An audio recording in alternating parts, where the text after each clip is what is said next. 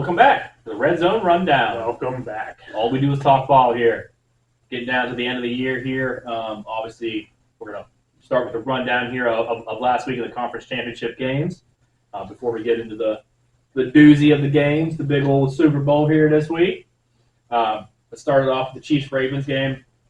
Obviously, the Chiefs could win there 17-10. It felt like a game that the Chiefs could have blew them out really easily in that game. Yeah, the Chiefs left a lot of points on the board. Yeah, it felt like the Chiefs let them hang around there, and it kind of felt like the Ravens may have a chance to come back and steal that one at some point. But the Ravens looked pretty piss poor in my opinion there. We'll get into that here in a second though. But Mahomes, obviously, he played well, 241, a tutty. Nothing crazy there, but a very, very Mahomes-esque playoff game there, getting enough to get the W. Gets it done. Yeah, he wins in winning time for sure. Pacheco goes for 68, a touchdown. 24 carries. 24 carries. Yeah, 24 carries. I like to see that. I like to see them get in the rock. The yards per carry is not quite where I'd like to see that, but he still was effective on the ground for sure. Definitely made him at least respect that, as well as towards the end of the game, they're eating up drives and times and their time of possession was pretty crazy. I mean, even if you just look at the stats across the board, I mean, Mahomes threw the ball 39 times, and they ran them. Just Pacheco ran the ball 24 times. I mean, they had a lot of snaps. They did. Snaps on offense. Yeah, they put a lot of offense in that game. Obviously, helped with some turnovers there by the Ravens. Yeah.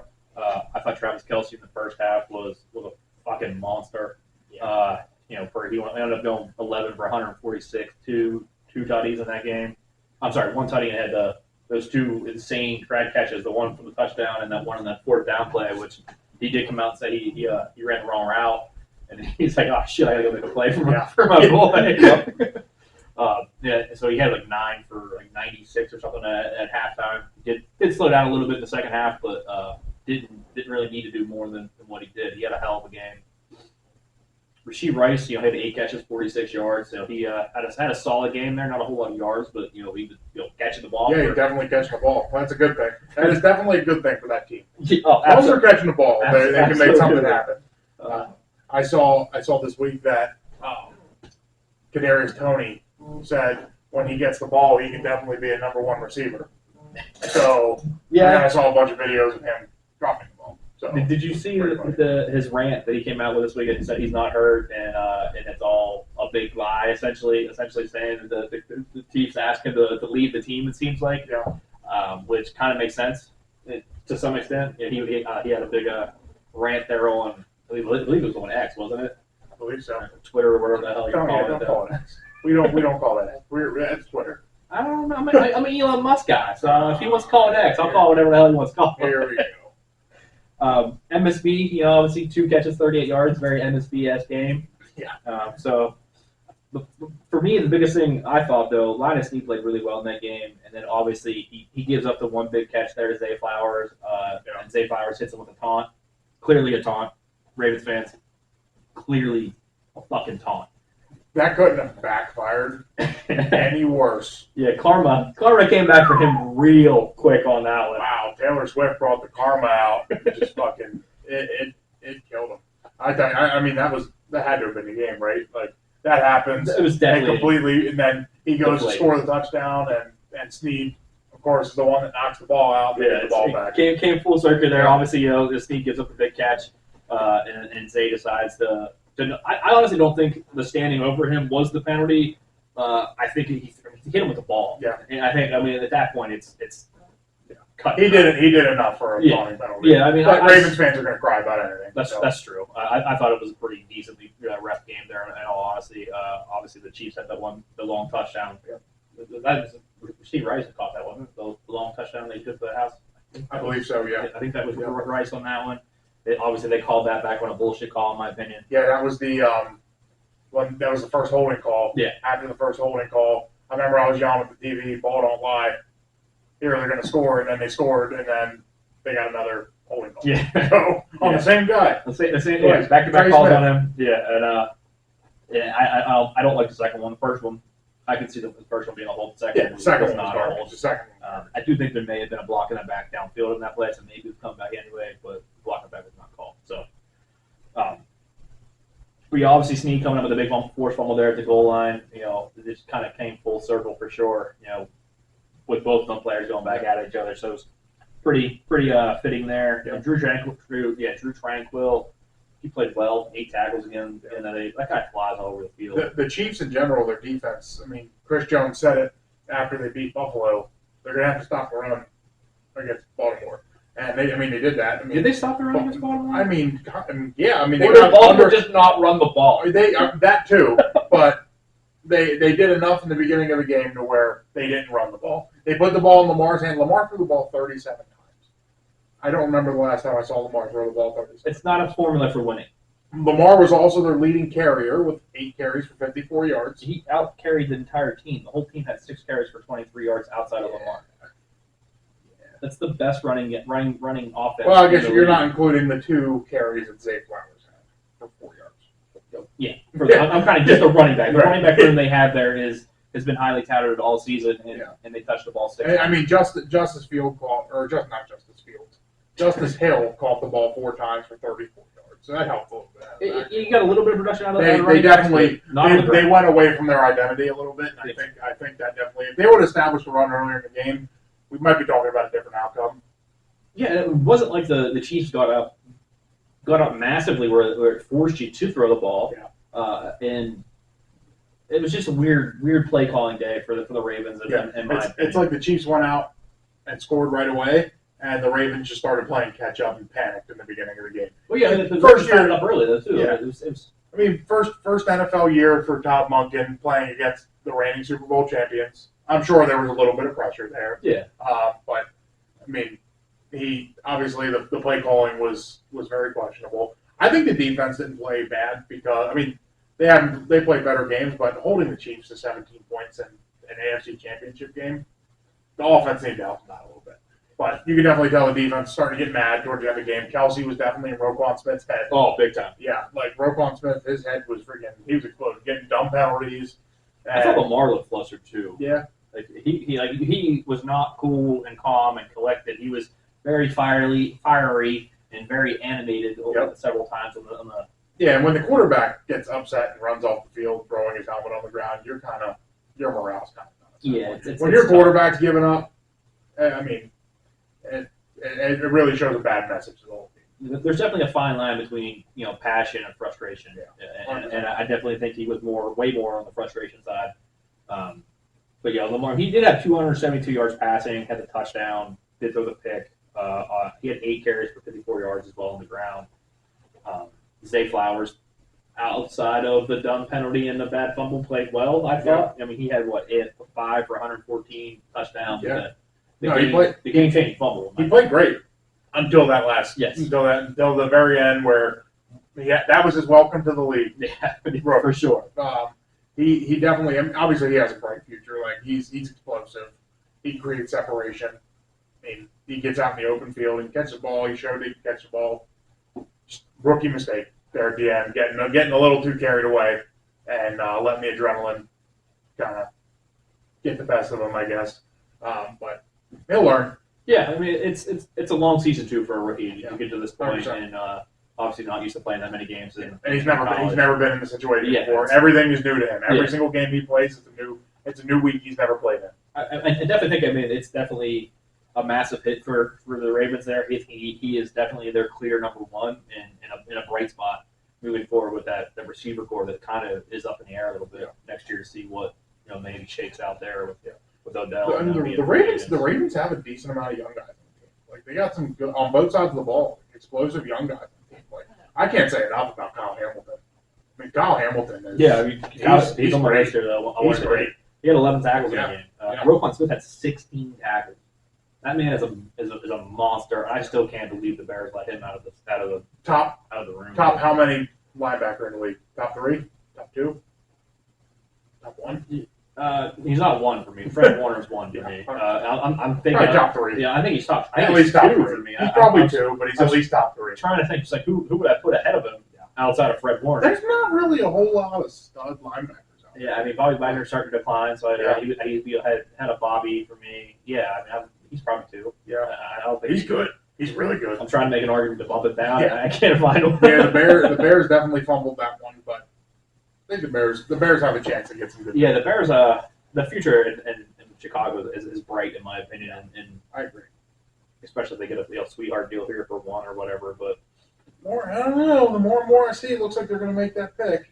But I it's a think conversation for another day. Yeah, we'll get into that probably here in the next couple of weeks there as far as what shakes out there. But I mean, the Chiefs did have 4 sacks as well. The Ravens had 2 in the games, and obviously the Ravens turned the ball over 3 times. It's kind of the difference in the game. That's gonna have to happen. If Chiefs want to win this week, they're gonna have to do the same thing. They're gonna have to get 2 quarterbacks. I believe the Niners have a little bit better of an offensive line than what the Ravens have. Personally, I mean, obviously they have the best left tackle in football, in my opinion. So, I mean, they're going to have to. The young guys on the outside are going to have to get home.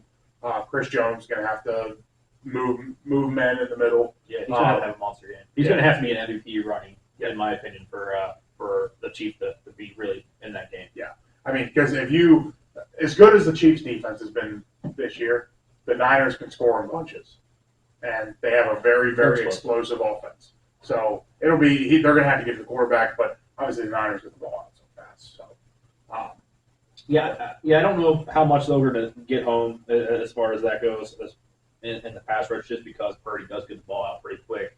They run the ball really well in San Francisco, and Shanahan's a hell of a coach. He can scheme that up. Is better than most. So it's kind of one of them deals that we got 2 Titans meeting for in the head coaching world there as far as that goes. Yeah. Both of those head coaches are absolutely phenomenal, and honestly probably the 2 best in the league at this point. Yeah, I agree. I mean, I don't know how you can get much better than Andy Reid. I mean, Andy Reid he's the eldest coach in the NFL. Now that Carroll and Bill Belichick are not coaching, but I still can't believe that. Yeah, I mean, Andy Reid's he's a Hall of Fame. He's a first ballot Hall of Fame. Andy Reid's great. And Philly ran him out. I hope, yeah. For Doug Peterson or no, Chip Kelly. Chip Kelly, that's right. And then he freaking ran the team to the freaking ground. So, but Andy Reid, one of the greatest coaches of all time. Kyle Shanahan could definitely get there. I mean, he's obviously Kyle Shanahan's 45, if that. I don't even know how old he is. Yeah. Is that the best coaching family in history? Shanahan? You're talking to a Broncos fan, so I would say yes. I mean, it'd be tough to say. He did win us a couple Super Bowls. Yeah. Old Daddy did win us a couple Super Bowls. So, but yeah, I was sad when I thought I really wanted Shanahan to join the Broncos in 2016 when they hired Vance Joseph instead. But you can't always get for one. I was kind of hoping. I get it where they were going with that. They wanted a guy with a little bit more experience, and they went with Vance Joseph. But I mean, they wanted somebody that was a little bit more experienced. I mean, at that point, Kyle Shanahan didn't. I mean, he was at Super Bowl. I mean, he coached in Super Bowl. Actually, no, this is when they hired Fangio, not Vance Joseph. They hired Fangio. This is after Atlanta was in the Super Bowl, blew the 28-3 lead. Kyle Shanahan was the offensive coordinator for that team under Dan Quinn. But yeah, I mean, I love Shanahan. I wish he would have, but obviously Fangio got that job over him back in 2018. But yeah, I would agree. I would say it's close to it. I mean, there's a couple families you could throw out there. I think the Harbaughs, you kind of have to throw there. I think it's between them and the Harbaughs. Yeah, I mean, the Harbaughs. I mean, they have a third one. There is a third one. He's a new special teams coordinator for Seattle. Yeah, coming from Michigan. I honestly didn't even realize he was on the Michigan staff. I didn't. To be 100% honest with you. Speaking of football families, your doppelganger, old Steve Belichick. Steve Belichick going to Washington to get absolutely obliterated, in my opinion. Yeah. Have you seen that roster and how decimated it is? Yeah. They have 2 returning starters. Yeah. I don't even know who took that damn job. I don't remember who Honestly, took the job. I don't remember who took it off the top of my head either. But. Yeah. Let's do a little research here. Yeah, I wouldn't. That's a hard job for a new coach coming in. Yeah, I do kind of want to hit on the coaching carousel here probably next week to kind of do a deep dive into that and just kind of go through the coordinators and things of that nature. A little deeper next week. I think we'll get into that. I think pretty much all the jobs are filled now. Correct? I believe so. Real quick, the new head coach of the University of Washington, Jed Fish, University of Arizona. be a hard job. It's a hard job. The board's going to be a hard follow there, and with that roster just being obliterated with obviously guys going pro, and then with the board leaving and everybody leaving in the portal. Yeah, the offensive coordinator jobs are. I mean, I believe they are all filled now, but I mean, I thought there was one left. I can't remember who it was. There was. So I know the Raiders went to hire Cliff Kingsbury, and Cliff Kingsbury said, Josh McDaniels. He didn't know. Did you see the whole story on that? No, I saw something about how they never agreed to terms or something. Yeah, the Raiders were trying to only give him a 2-year deal, which is very fucking weird in the NFL. Like the standard's minimum 3, and he kind of stood on like, I'm not taking less than 2 years. Yeah, I don't have an established quarterback here, and, yeah. I don't understand Cliff Kingsbury, but that is I want to get real deep into Cliff Kingsbury next week, so I'm gonna save some of that. I have a lot of questions about that. I do. I have a lot of questions about that. A little teaser. I've never seen a man fail forward as much as that motherfucker has, but he just keeps getting down. Yeah. I want to deep dive him. Is it because he fits the mold? I don't know. He's a young white offensive coordinator, and that's really popular these days. I feel like he got his start because of Sean McVay, and people were kind of comparing him to that, and he's literally. Well, I mean, look at when he's Sean had McVay Hall of Fame got hired. quarterbacks everywhere he's played, essentially. And that's what I'm saying. Like when Sean McVay, pretty much a lot of these guys that came out of the Kyle Shanahan tree, McVay, McDaniel, Matt LaFleur, like all these guys coming out of that 2013 Washington team. When McVay came out, he had this crazy good offense. Good luck with his offense right away. It made Jared Goff actually go out into a Super Bowl. Like. He was the youngest coach to ever coach in the Super Bowl. And, like, Sean McVay, I mean, because you saw Shanahan, you saw McVay doing it. Like, these guys were doing it, and they were doing it successfully. And that was right around that time where Kingsbury came into the NFL. And everybody's like, hey, this guy, like, it seems like their job interviews were like, are you white? Yes. Do you coach offense? Yes. Are you young? Yes. You're hired. It does seem like that was a definite trend for sure. Look around the league. Like, how many coaches in the league are like that now? Like, if that fit that mold. Yeah. There's not a whole lot of guys like that are experienced, like longevity coaches that have been coaching for a long time. Yeah, there's not a whole. I think honestly, a lot of that people are like terrified of established head coaches. Yeah. Like I don't know if you've seen the thing stuck about, in their ways. I don't know if you've seen the thing about Vrabel this week that Diana Taurasi literally came out and said that his physical presence scared teams away from him. I saw one because somebody said he was too big and intimidating. Yeah, that was Diana Taurasi. She had a report out there that said literally one of an anonymous GM had told him that his physical presence was very intimidating and one of the factors why we did not hire him, which is absurd. But I guess I'm never getting a head coach now.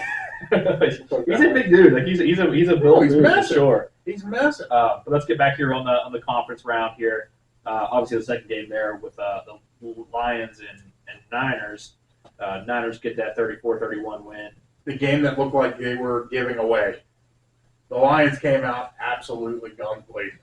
I mean, a couple plays. Yeah, three plays in, 4 plays in, or whatever, and then Jameson Williams getting a long touchdown there to open the game. Dan Campbell's fired up. The team's fired up. The Detroit fans that traveled to San Francisco, they're fired up. And then, like you said, tail of two halves. Tail of two halves. The second half comes out. I think the score was what? 24-7? 24-7. 24-7? Yep. Yeah. And the Niners came alive. I mean, the Niners defense didn't play Niners football the first half. No, they came out really explosive. And then second half, Steve Wilkes got the guys, got them contained, got the Lions offense slowed down a little bit, and the offense was able to score the points to get the job done. Yeah, obviously we watched that game together, and we left at halftime. And by the time I got home, which not a far drive for the record, 15 minutes maybe, I got home and it was 24-17. I'm like, what the hell happened? Like we drove home and got in the house and turned the game on. I'm like, what the fuck happened? Yeah. So I had to go back and watch the recap there. I was like, what the hell? Well, Niners get the ball at halftime. They score. You got the field goal and then got the touchdown after that. Couple turnovers. I mean, obviously the turnovers killed the Lions in the second half. Yeah. The Lions don't turn the ball over. Obviously we're talking about the first game. It's a different outcome. It is. Jameer Gibbs puts the ball on the ground.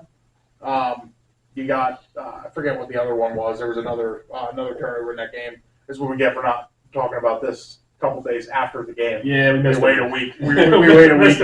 We start trying to reminisce. But I mean, the Lions. I mean, they did what they needed to do on offense. They just couple turnovers there in the second half, and then the Lions' defense hasn't been their strong suit all season, but they need to address that this offseason. Absolutely, to really be legitimate. Absolutely. I think a couple of needs you're looking at in the Lions room is obviously defense. Defense is going to be a majority of your picks in the draft, and they're going to have to go out and get themselves another receiver because Josh Reynolds.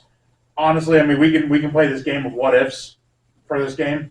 Josh Reynolds had 2 massive drops. Yeah. He did. I mean, a 4th down conversion. I mean, we all know our boy DC likes to go for it on 4th down. And he got balls are too big for his own. He got heavily ridiculed for going for it too much in this game and not taking the points. Obviously, there's 2 times he could have kicked the field goal and did. Actually, more than that, but other times it worked out. Two easily made field goals. Yeah, but 2 that ended up going the other direction where they turned the ball over instead. I mean, there was other ones like they went for it on 4th down at the goal line, but they ended up scoring. But here, I mean, like there was one where it was like 4th and 3, I think it was. Yeah. They threw the ball over the middle of Josh Reynolds. Fucking drops it. Yeah. There was another one they threw to Josh Reynolds. I believe it was on a long 3rd down. The ball was low. I will say the ball was low. It's a catchable ball in the NFL. In that game, in that situation, you have to make that catch. In that circumstance, in the conference finals, you gotta catch that ball. Yeah. And I mean, and Josh Reynolds finished the game with just 1 catch. Was targeted a lot more than that. So I mean, he makes his catches. We could be looking at a different game. But Sam Laporta played very well. He pretty much catches everything his way. I forget when I saw something the other day. He was one of the first rookie tight end to finish tight end 1 to end the season in fantasy. Yeah. That's crazy. I see somebody had posted something on one of the sites that it's like who would you take for your tight end for the next 10 years? And Porter's name wasn't even on it. I immediately jumped in comments like the only option. Kyle Pitts. There was a bunch of them. There was Pitts, Travis Kelce was on there. Mark Andrews was on. Travis Kelce's not playing the next 10 years. Yeah, I know. Travis Kelce probably got a solid 3 or 4 years left. Yeah, if that, depending on how he wants to go out. Maybe he wants to ride off into the sunset and watch concerts for the rest of his life or something. There's like 7 or 8 of them. There was like 7 or 8 people listed on this list, and Sam Laporta was not on it. Didn't make any sense, but I digress. I do believe the Lions could benefit from another strong weapon on offense. I mean, obviously the running backs they got it figured out. The offensive line they got it figured out. I don't know if Montgomery's a free agent this year. That would be a good key to keep him around because he's their bruiser. He's their guy that gets their carries that are kind of saving Gibbs a little bit, so Gibbs doesn't have to take on those 3rd and shorts, those 2nd and shorts to get the first downs and take the hits. Like you're going to take the hit. Yeah, Gibbs is the guy they want to keep fresh. Yeah, he had 93 and a tutty. Yeah, 15 carries for 93 yards and a touchdown. Gibbs had 12 for 45 and a touchdown. But then Gibbs is explosive in the pass game. Obviously, Gibbs didn't have a huge receiving game. He caught 3 passes for 11 yards. But it's not a whole lot. And then Montgomery was actually been coming around in the pass game a little bit. He had 2 catches for 20 yards. He's their check down guy. The guy that they don't imagine to catch the ball. Montgomery's been a 3-down back before. When he was with the Bears, he was their really only offensive off. And I think him going to the Lions definitely elongates his career because he's not getting all the carries there. Yeah. I mean, I think it'd be good. He's a good fit there, and I think it'd be good for him. Very Jamal Williams-esque where Jamal Williams left. Absolutely. Absolutely. I mean, but then he took over Jamal Williams' production. Yeah. I mean, he took over his role. Yeah. Sure. He had a lot of. I forget how many touchdowns he had this year, but he had a lot of touchdowns. But yeah, I think that offense. I mean, Amon-Ra St. Brown. We all know. I mean, we can't speak enough about him. The dude's creates separation. He's super quick. His feet are like quick as a hiccup. But they could definitely benefit on having another guy, another stud receiver. That's not like I know they had Jameson Williams. Who knows if he turns into something? I know he's a deep threat. I still like him. I still think he could be a dynamic slot receiver. I don't think there's a whole lot of difference between him and Devontae Smith at this point, other than a couple injuries and opportunity, really. But when he touches the ball, obviously that 42-yard run, when he took the house, he was dynamic on that. Yeah. But he only had 2 catches for 25 yards in that. He seems to make a big play a game. They got to find a role for him in that offense. Obviously, he missed the first part of the season there with the suspension. But I do think there's still a route for Jameson Williams to be that third option, that slot guy for him. I do agree they probably do need one more outside guy. I would like to see them get like a bigger guy that can go up and get the ball. Like somebody, like I know if you're looking for guys that might be available, somebody like Mike Evans might be available. He fantastic there. T. Higgins would fit good there. T. Higgins will have a lot of money. Cortland Sutton probably be available in trade block. Somebody like him might be a little bit cheaper than going for somebody like Mike Evans or somebody like that. Cortland Sutton can go up and get the ball. You got guys like that, like I said, Evans, T. Higgins, but it's a deep receiver class too, so they could look in the second round there and possibly get that guy. Somebody decent. I think in the first round there's no chance in hell they don't take corner. Yeah, you have to take a corner. Unless something crazy happens. You have to hope that one of the guys from Alabama falls to you. That's. We'll talk about that a little later. Yeah, we'll talk about that a little later. Like, I think you can kind of know where I'm going with this, but I do. Yeah. This is a very, very deep cornerback. It is. When I show you my number 10, it's going to be crazy because this number 10 could easily be a first round pick, in my opinion. My number 10. We're going to get into this, but my number 10 could very easily be a first round pick. I love there's honestly I almost wanted to text you like, can we go like 15? Yeah, because there's guys I'm trying to find a way to get in here, and I just couldn't do it. Let's get into the Niners there. Obviously, Purdy goes for 267 and a touchdown, threw that pick. Did have 40 yards on the ground, which was. He's been running a lot more. Yeah, he's been running a lot more, and he's showing like in that game, like he made the plays when he needed to, but he didn't do it with his arm. He did it with his legs. He made some good throws. He made some really good throws, and he's sneaky athletic. He didn't have to make the Detroit's giving him 20 fucking yards to run the ball. Take it, run the ball. He's smart. And everybody's like, oh my God, Brock Purdy's a game manager. He does this, he does that. Well, guess what? He's playing in the fucking Super Bowl. I don't give a fuck what he is. Yep. He gets the play. I don't care if it's his arm or his legs. He gets the damn play when it needs. Can't afford to buy a suite. No. The suites cost more in this Super Bowl than his freaking annual salary. It's crazy. That is absolutely insane. The York family better be comping a suite for his family. I would hope so. I would sure hope. But, 10 seats for Purdy's family, 10 seats for McCaffrey's family. Let them in. That's your two big guys to get them in there. Get the McCaffrey family in there. Get all of his brothers down there. And, that might be a good football family, too, if you're talking about McCaffrey. Yeah. I mean, I don't know if you watched Senior Bowl this weekend, but his brother looked pretty damn good. Yeah. So, and his dad's a former receiver for the Broncos. He was a great receiver. Good football family there. They definitely, the McCaffreys and the Shanahans have the ties. So I think there was no more perfect place for Christian McCaffrey to go. I mean, he was dynamic, but obviously Carolina is the dumpster fire that it is. Yeah. Him getting out of there was a godsend to his career, in my opinion. But speaking of, he had 90 yards, 2 touchdowns. They had 4 catches. I feel like no matter what, Christian McCaffrey always has 90 yards. You get 90 yards and a couple touchdowns. That seems like a 42. That seems like a bad McCaffrey day. Yeah, which is freaking crazy to say. Yeah, that he had 132 all-purpose yards. Yeah, slow down. Yeah, slow day at the office. But he's a guy that I'm not surprised if he goes for 200 every week. I kind of expect it. And I mean, they got a couple other guys involved. I mean, nobody had a crazy good day. I mean, if you're looking at his stats across, Deebo Samuel had a good receiving day. 8 for 89. Yeah, he had a good day. Yeah, he had 3 for 68 touchdown. Yep. And that's a slow Ayuk day for catches. Usually you'll see Ayuk get a couple more catches than that. But Kyle Juszczyk got involved. Juice had 2 for 33. He was involved for sure. I'm going to give you my sleeper pick for the Super Bowl. Juszczyk scores a touchdown.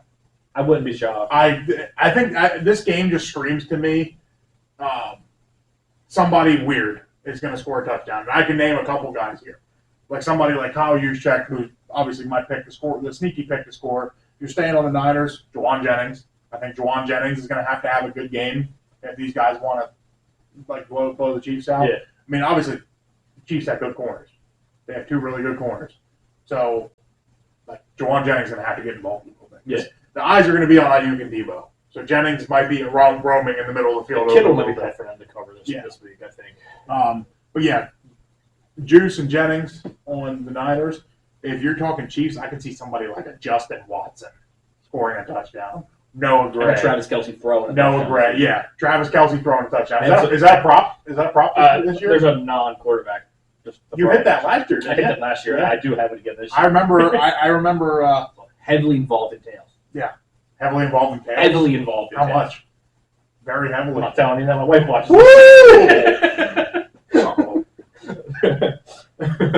But yeah, pretty involved in tails. She You won't hit it know last this. year. She won't know this. Is it this many? It's close. Is it this many? Yeah, about that. Okay. Got it. We hit on it last year, so we're gonna let it ride. I remember how hyped I was when I texted you as that happened because I saw it the whole play. The Yeah. whole play, how that as soon as he pitched that ball, I'm like, he's not carrying that ball. He's too deep. And I was like, Bass, he's gonna do it. He did. It happened. Weird shit like that happens in the Super Bowl. Like, you got nothing to lose. So The you Super throw out Bowl, your yeah, trick plays. you're gonna pull your chick plays out. And I could definitely see like a down on the 5-yard line. You think McCaffrey's getting the ball on like a 3rd down, and Hughes just slips out of the backfield and he's open. He's open in the flat. Yeah. I can see it happening. So I think when I was looking online yesterday, and I think the prop for his anytime touchdowns like plus 1,300 or something. I looked at it last week, and I don't remember what it was, but it was pretty high. Yeah, I think I honestly he's high. His anytime touchdowns high. Yeah, it is. I mean, he's a obviously fullback. he's a fullback, but he caught 2 passes for 33 yards this week. Had a hell of a catch on the sideline. Yeah, he did. The toe tap Oh, catch yeah, on that the was sideline. Incredible. For Juszczyk's a fullback. the best fullback in football. Ever. Probably one of the ever. I mean, he had a great career with Baltimore before. It's like he had two different careers. yeah. He had a great career with Baltimore, and then he comes to San Francisco, and Shanahan takes the job and has another great career. Yeah. I gotta walk back my statement there. Mike Allstott was probably the best ever. Yeah, probably. Sorry. John Kuhn's up there. John Kuhn's up there. But John Kuhn's up there from Dover. Yeah. Yep. Yeah. From local. local. Yep. But yeah, I mean, there's a lot of guys. Like I said, I think somebody weird will get the ball this week. But obviously, the Niners know how to get people involved. They the way Shanahan runs his offense, they know how to get people He's involved. got 2 weeks to prep too, so that goes big. One very interesting stat I saw in this game. If we're talking about the Niners offense, flip over to the Lions defense. Interesting stat I saw for the game. No tackles for our boy Aiden Hutchinson. Yeah, he had 2 pass breakups in. I only have 2 pass breakups. No other stats. Yeah, I remember seeing the one where he's on Trent Williams, and Trent Williams kind of leaned back a little bit, and Aiden Hutchinson kind of dropped back in the coverage, knocked the ball down. Yeah, made a great play on that. Yeah, and they broke 2 up, and that was it. But just wasn't a factor. I mean, obviously, with Williams and McKivitz, they have good tackles. Yeah, I mean Trent Williams is a monster. Yeah, I thought the Niners would have a little bit of issue protecting the quarterback when they let McGlinchey walk last year, but obviously I see why they let McGlinchey walk. Like obviously they had somebody that too. You know what I mean? Like they get the ball out so fast. yeah, how often? Like back in the day with Brady in New England, like their line wasn't all that great all the time. But they get the ball out so quick.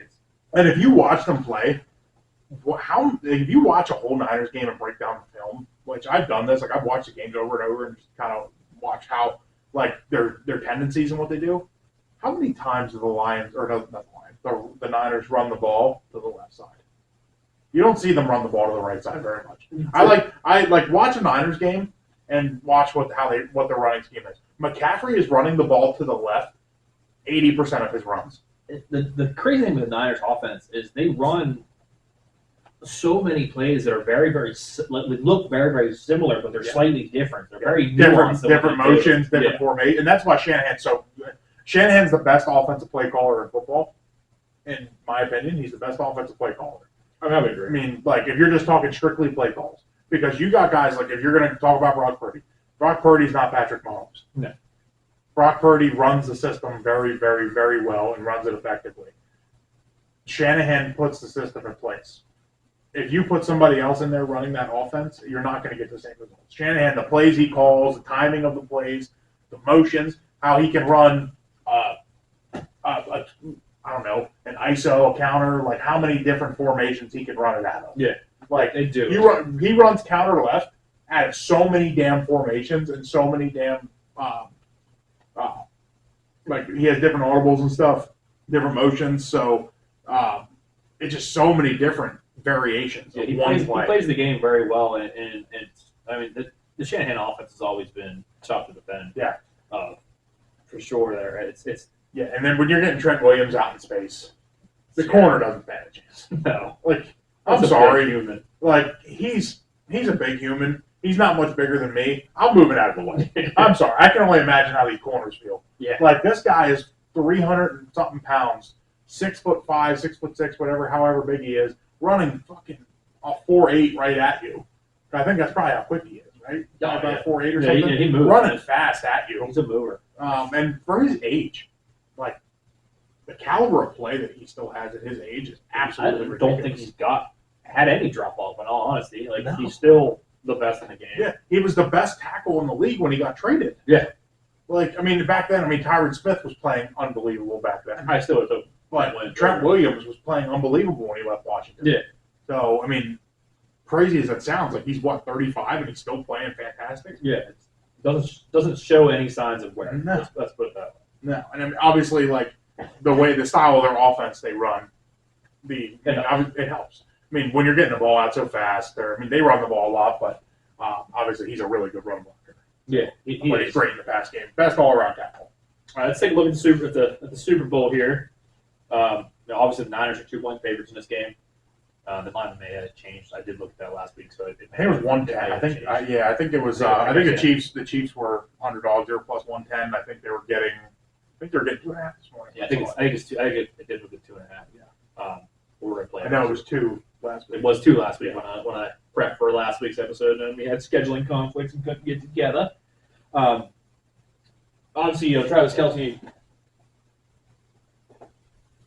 bringing a girlfriend there that you could get her to the Super Bowl to maybe go and get in the first ring. I'm so tired. Like, I love the NFL. I love it. I love football. Are we gonna do this? All right. I'm gonna be so fucking glad when I don't have to see Taylor Swift on She was on the screen TV. for 24 I don't seconds. give a fuck. I'm trying to watch football. I don't want to fucking see a pop star fucking getting all of her goddamn attention in the fucking skybox. I watched the fucking Grammys the other day, and I can't even listen to fucking Luke Combs and Tracy Chapman freaking kill an unbelievable song together. One of the best performances I've ever seen. And the whole fucking time, I got to see Taylor Swift standing the fuck up singing the song, while everybody else politely is sitting down, and she's the only fucking one standing up in the damn crowd. Like, center of a fucking tension much. Her and Brittany Mahomes need to go on a fucking island and stay there. Yeah. And far the fuck away. Your haterade show. Yeah, 100%. And if I got to hear anything about the family drama of Patrick Mahomes, let the guy play football. Yeah. Like, his dad gets arrested. Yeah, not a good look for the dad. No, dad gets arrested. For his Freaking third one? the kid, yeah. He already spent 45 days in jail. Yeah. How many He's more? going back, He's yeah. going back. Like, is he even going to be at the Super Bowl? Who knows? Probably not. I mean, even you're Alabama, you can't do state. So. Yeah. Jackson Mahomes. Yeah, I mean, obviously that's I feel terrible. bad. I feel bad for Mahomes. It's hard to say that I feel bad for Mahomes because he's got the world at his footsteps. Yeah, and then he has the worst fucking family. Yeah, No, the man. family issues that man has to deal with. And Oh. he still goes out there and balls out every day. Yeah. It's crazy. It's impressive. Obviously, he likes it. He seems to be like he's a pretty down to earth kind of regular dude. He kind of seems like I know a lot of people think he's real cocky, but I don't know. I don't see it. I don't see it. I guess a lot of the old. I like Patrick Mahomes. As a Broncos fan, I like Patrick Mahomes. That's big. Love, That's I big love, praise. I love Travis Kelce. I like watching the Chiefs play football, but I cannot root for the Chiefs in the Super Bowl. I will root for the Chiefs. I hope they do good. I'm but good either way on this one. Like, there's some Super Bowls like I don't want to see this team win. I'm good either way. Like, there's some Super Bowls I've both had these where I teams. hope both of them lose. Oh yeah, Like there's just been Super Bowls where I'm like when the Eagles played the Patriots. I hope they both lose. I hope the fucking stadium catches on fire. Like that's sorry. No, I get it. Like that was probably the last Super Bowl in remembrance where I'm like, I hope they both lose. I think the last one I think was the Steelers at Arizona. Like I just don't really like either one of them franchises outside of Larry Fitzgerald. Yeah. I just like Larry. Yeah. I think anytime the Patriots play in the Super Bowl, I'm just like, I hope they both. I hope they both lose. Hater. Yeah. Like that. What Super Bowl was that when they played the Rams? That barn burner, 13 The to 3. defensive masterpiece. My God, that was the worst Super Bowl I think ever. that was one of my favorite ones. I like defensive football though. Surprisingly, one of my favorite I love Super Bowls that have a lot of offense. I'm honestly- a defensive guy, so I like. Surprisingly, one of my favorite Super Bowls was one that I was very upset after, and that was 48. when the Seahawks beat the brakes off the Broncos. Mm. But Y'all did you scored 48 points in a Super Bowl. I mean, it's fun to watch. Y'all got smoked. Yeah. For sure. Yeah. Let's obviously get into the Super Bowl here. Chiefs -2. I'm sorry, Niners -2. Who you taking? Taking the Niners. Taking the Niners. I think my wife, this is all from my wife right here, I think she would kill me if I didn't take the Niners. So I had to buy my wife a Brock Purdy shirt this week because now my wife has two loves in her life, and neither one of them are me. One is Brock Purdy, and one of them is Joe Shiesty. So she is a very big Joe Burrow fan. She is a big but Joe now Burrow she is a very, I think she's a bigger Brock Purdy fan. I think she likes. She's louder about Purdy. She is, and I think the whole thing with Purdy is Purdy's not expecting, like Joe Burrow's the number one pick and had one of the greatest college football seasons of all time. He's supposed to be great. Yeah. You Brock Purdy played at fucking Iowa State. Was the last pick in the draft. Became relevant. Yeah, like the Niners had just traded 3 first-round picks for a guy. They got Jimmy Garoppolo there. They got the guy they just traded 3 first-round picks for, and they got the rookie from Iowa State that they picked in the 7th round, Mr. Irrelevant. And he goes out and just balls out. Yeah. And he's been playing great. Obviously, he's the perfect fit. I saw something the other day when Shanahan was getting his media interview, and they were talking about, like, when did you know Brock Purdy was great? And I guess him and Jed York and John Lynch were having a conversation, and Jed York, after they made the Lance trade and everything, this is all after that, Jed York looks at Shanahan and says, that guy looks the best out of all of them. Like, they knew. Yeah. And Shanahan's like, yeah, I know. Like, I know he looks the best out of all of them. Yeah. Like, and he's like, but in that situation, it's hard. Yeah, you Like, can't make that. No. It's And I mean, get traded. I think deep down, Shanahan's like, I'm glad it worked out the way it did. I'm glad Trey got hurt. I'm glad Jimmy got hurt.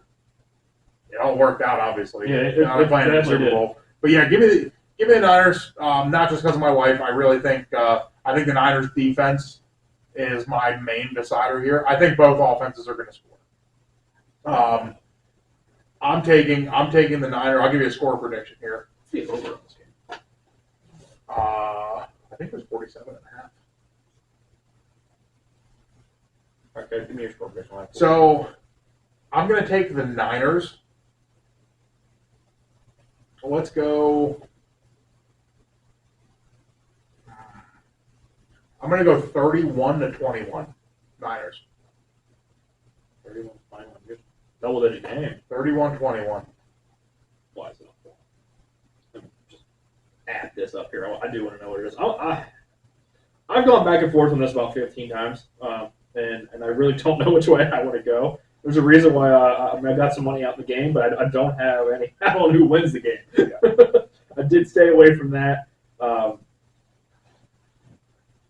The over-under in that game is 47.5. Is that what it is? Yeah, 47.5 is the over-under. Both of these defenses are so good and playing so well that I honestly think it may be a low-scoring game. 21-17 kind of feels where I'm going here. I think both offenses are really good at scheming to get guys open and to get. So I don't think the defense is going to be too much of a. I think it's going to come down to what defense makes the stop in the end. But I think in the first half you're going to see a couple bunches of scoring. I think like when you get into the second half, going in the locker room, defenses are going to crack down, kind of like the Niners. Like the Niners will give up a couple touchdowns. I think the Chiefs will give up a couple touchdowns. Into the half, we might see a 14-14 game, and then it cracks down a little bit on one end. But I think the Niners are just too explosive. I think the Niners have the better roster by a mile. Even though the Chiefs have the best player in this generation on their team and playing the most important position, but I don't know. The Niners defense to me just seemed like Chiefs have a big injury. I mean, Joe Tooney's out. Yeah. So, or most likely not going to play, I guess. Yeah, I haven't seen if they officially rolled him out, but it's not trending. Yeah, super well as far as that goes. But yeah, I've been riding the Chiefs pretty much every week except for last week. I did go against them, and it bit me in the ass there. So I have a hard time picking picking the Chiefs in this one, but I'm gonna go Chiefs. Give me the Chiefs in the points. Another thing I like about the Chiefs, like this game too, going to the Niners direction. The Chiefs are plus money on the money line. I think people are like, I have the same motto: you never bet against the Chiefs, especially when the Chiefs are underdogs. You never bet against them. If you're getting points with the Chiefs, I think the Super Bowl's in Vegas. Yeah. I think it's kind of throwing a sign like Vegas is probably going to have a hand at this game. I hate to say it, but the Chiefs getting plus money, a lot of people are going to put money on the Chiefs getting plus money. A lot of people. And I think Vegas is going to win big when the Niners win and Vegas cashes out all them freaking bets that people are placing on the Chiefs. Getting points. I mean, either way, I'm going to hit because I did have the Chiefs and the Niners as a future. So either one of them will hit. Winner, chicken dinner. So that was a perfect case for me. The only better one there, I did have the Bills in there, so if the Bills could have got there, I would have paid a little better. But my futures suck. My futures were not good. Nah. My futures, you want to take a stab at what my futures were? One of my teams didn't even make the playoffs. The Bengals? The Bengals was my AFC future. Okay. So who were you on? I mean, you didn't have the Broncos, did you? No, the Bengals won the AFC. Okay, well, I didn't know you would. Yeah, but I had my Super Bowl future. I had the Bengals versus who? Think of a team that played very well and then just completely shit the bed in the NFC. Like fell off the face of the fucking planet. I don't know. I got none of that. The Philadelphia Eagles. Okay. All right. Played very well and then just completely forgot how to play football. Yeah, that's true. Yeah, and then they lose to the Buccaneers. Something happened in that locker room. Yeah, 100%. Somebody got caught cheating with somebody's wife or something. Something happened. AJ Brown's gone. I've been seeing a lot of heat about him not wanting to be there anymore, even though Jalen Hurts is his boy. I don't really understand that. What's going on there? There's something that he seems like something a diva. happened, man. There's no other. I can't justify it in my head outside of something off the field happened in that locker room that just ripped it apart. Yeah. Maybe Jalen Hurts slept with AJ Brown's wife. Maybe. Or something. I don't know. Maybe it happened. Maybe fucking. I don't know if they're married. Somebody ran a train on somebody. I don't something happened. It ain't good. No, it's not. Yeah. So that was my Super Bowl future pick. I also had what I thought was a lock in the future division pick. Well, hell, I'd shit the bed bad on that one. You remember you told me that earlier. Oh my God! Wasn't a good one for you? I thought for sure the Saints win the division. Thought they had the best team. I didn't think the Buccaneers were going to do anything with Baker Mayfield. I didn't think the Falcons were going to do anything. I had the Jaguars winning the division. Don't know what happened to Trevor Lawrence or what happened to them, but they're dead to me. The Bengals forgot how to play offense for like the first 2 months of the game, and then Burrow gets hurt. Yeah, not good for me. Not good for me. No. I did pick the Bills correct. So, I had the Bills. I had the Niners. I had the Chiefs. Yeah. I had Niners, Chiefs, Eagles. Yeah, and I had the Bengals. So, yeah. I had the Bengals to make the playoffs on, but I did not have them win. Yeah. I had the Bengals to win the division, but then the Ravens ended up getting the fucking #1 seed.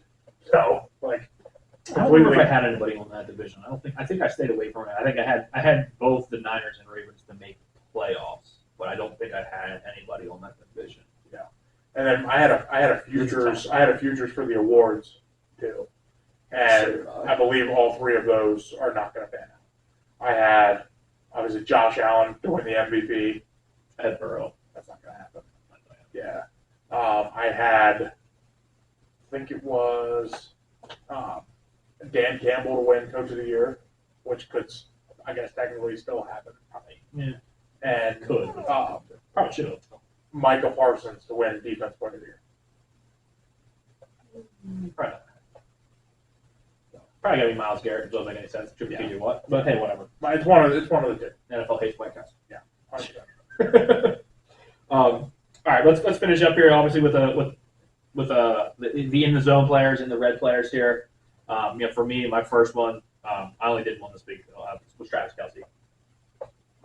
He was in the zone. He was in the zone. 11 catches, 116 yards, had a touchdown. Had those two stellar, like, what the hell just happened plays. Yeah. So that's mine. Yeah. Mine was Brock Purdy. Brock Purdy. Yeah. I mean, I'm a huge Brock Purdy guy. I still don't understand why there's slander on him. I don't understand it, but he got the job done when it needed to. At the end, I mean, you're down 24-7. It's not all it's not all the defense getting the turnovers. They still got to score points. Yes, You still got to score points. He made the throws when he needed them. He put last year's AFC or NFC Championship game behind him, getting when he got hurt towards UCL. But he leaned on his guys when he needed to, and then when he needed to make a play, he ran the ball, made the plays, made the throws when he needed to. That's my guy, Super Bowl MVP. I do have him for Super Bowl MVP. I took him and Mahomes on that. I think, but this is one of them games where I can see a defensive player becoming Super Bowl MVP. If it's a low-scoring game, it almost has to be, in my opinion. But it's so Like quarterback. if I don't know, like Nick Bosa comes out and gets a couple strips. I mean, remember when Von Miller? If Drake Greenlaw has 6 picks in this game, he might. Yeah. Well, I'm not sure. If you look back at Super Bowl 50, Von Miller had 2 strip sacks and won Super Bowl MVP. He's the last defensive guy. Yeah. 2 strip sacks. I mean, the one led to a touchdown where Malik Jackson jumped on it, and then the other one was when Cam Newton decided he wasn't going to go for the fumble. Did Melvin Butler win it to give the year? No, they gave it. I think they gave it to Brady. No, I want to say What year was that? Did, what Super Bowl was that? You're They right, gave it to Brady, right? Yeah, they gave it to Brady, and then Brady gave it to. Yeah, they gave it to Melvin. Okay. Yeah, I was like, I knew something happened weird about that one. You really think Brady's going to win a Super Bowl and he's not going to get the MVP? That's true.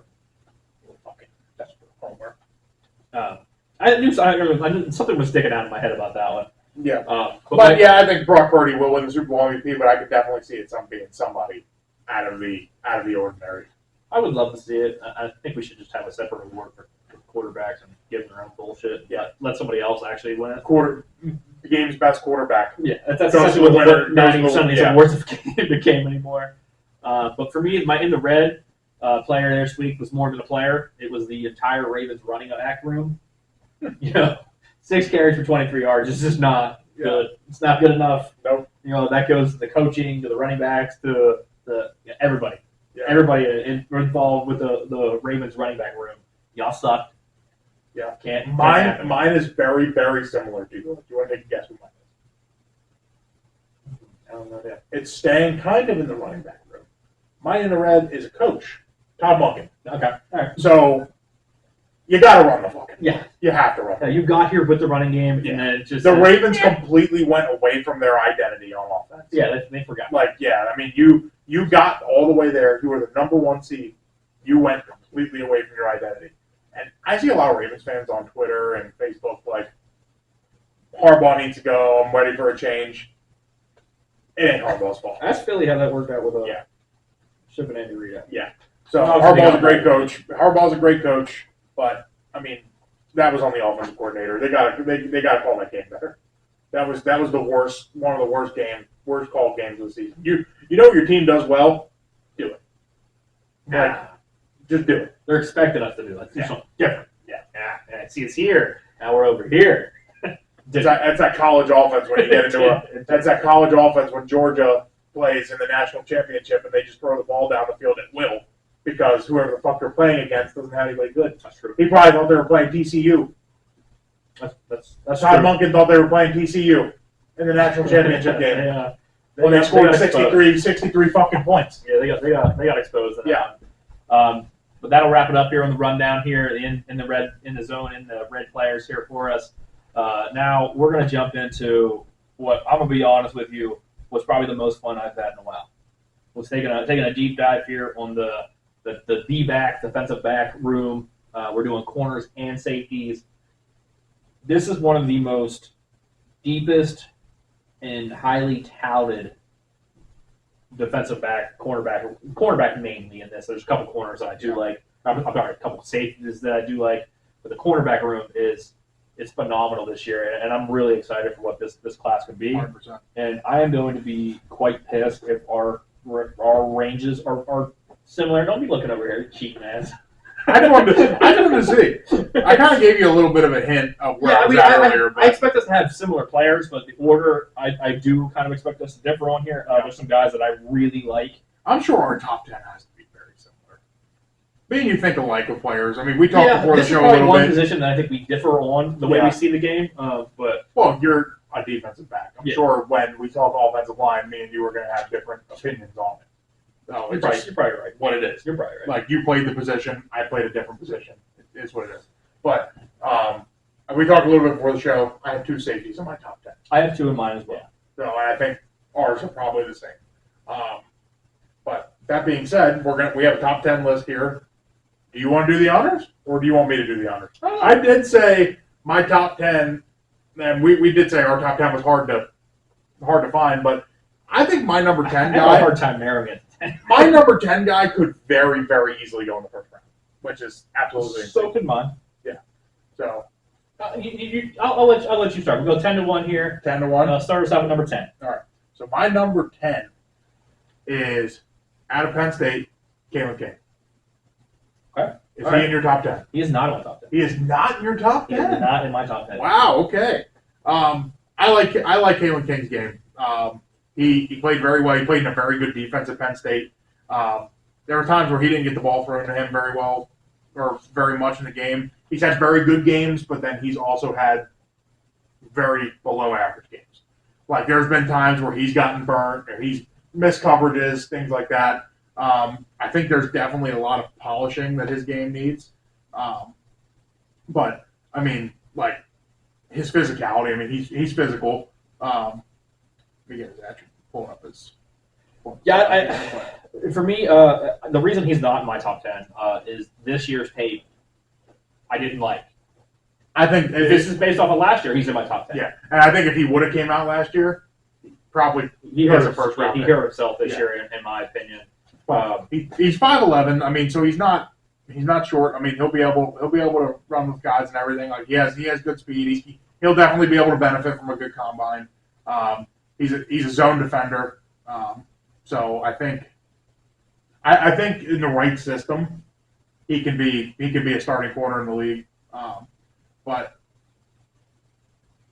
I think there's a lot better guys in this draft. But I mean, like I said, for Kalen King to be number 10, he's probably in my top very good. 12. Yeah, top 12. Okay. Yeah, he was one of the guys that I did consider. As I said, I didn't like the tape this year. There was too many times where he just got lost in coverage and got beat, or just wasn't as dominant. Last year he was probably 7, 8 in that range. You know, last year if that tape would have translated to this year. I know this is kind of hard to judge him off of, but his Ohio State tape was bad.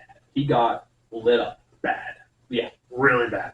Obviously that's one showing, but that was really bad. But that's the kind of caliber of receivers that you're going to have to project at covering. And couple notes here I have on him. He has to work on his press coverage, jamming and press coverage a little bit. He's gotten a lot of penalties. He's had some penalties thrown his way. Gets grabbing.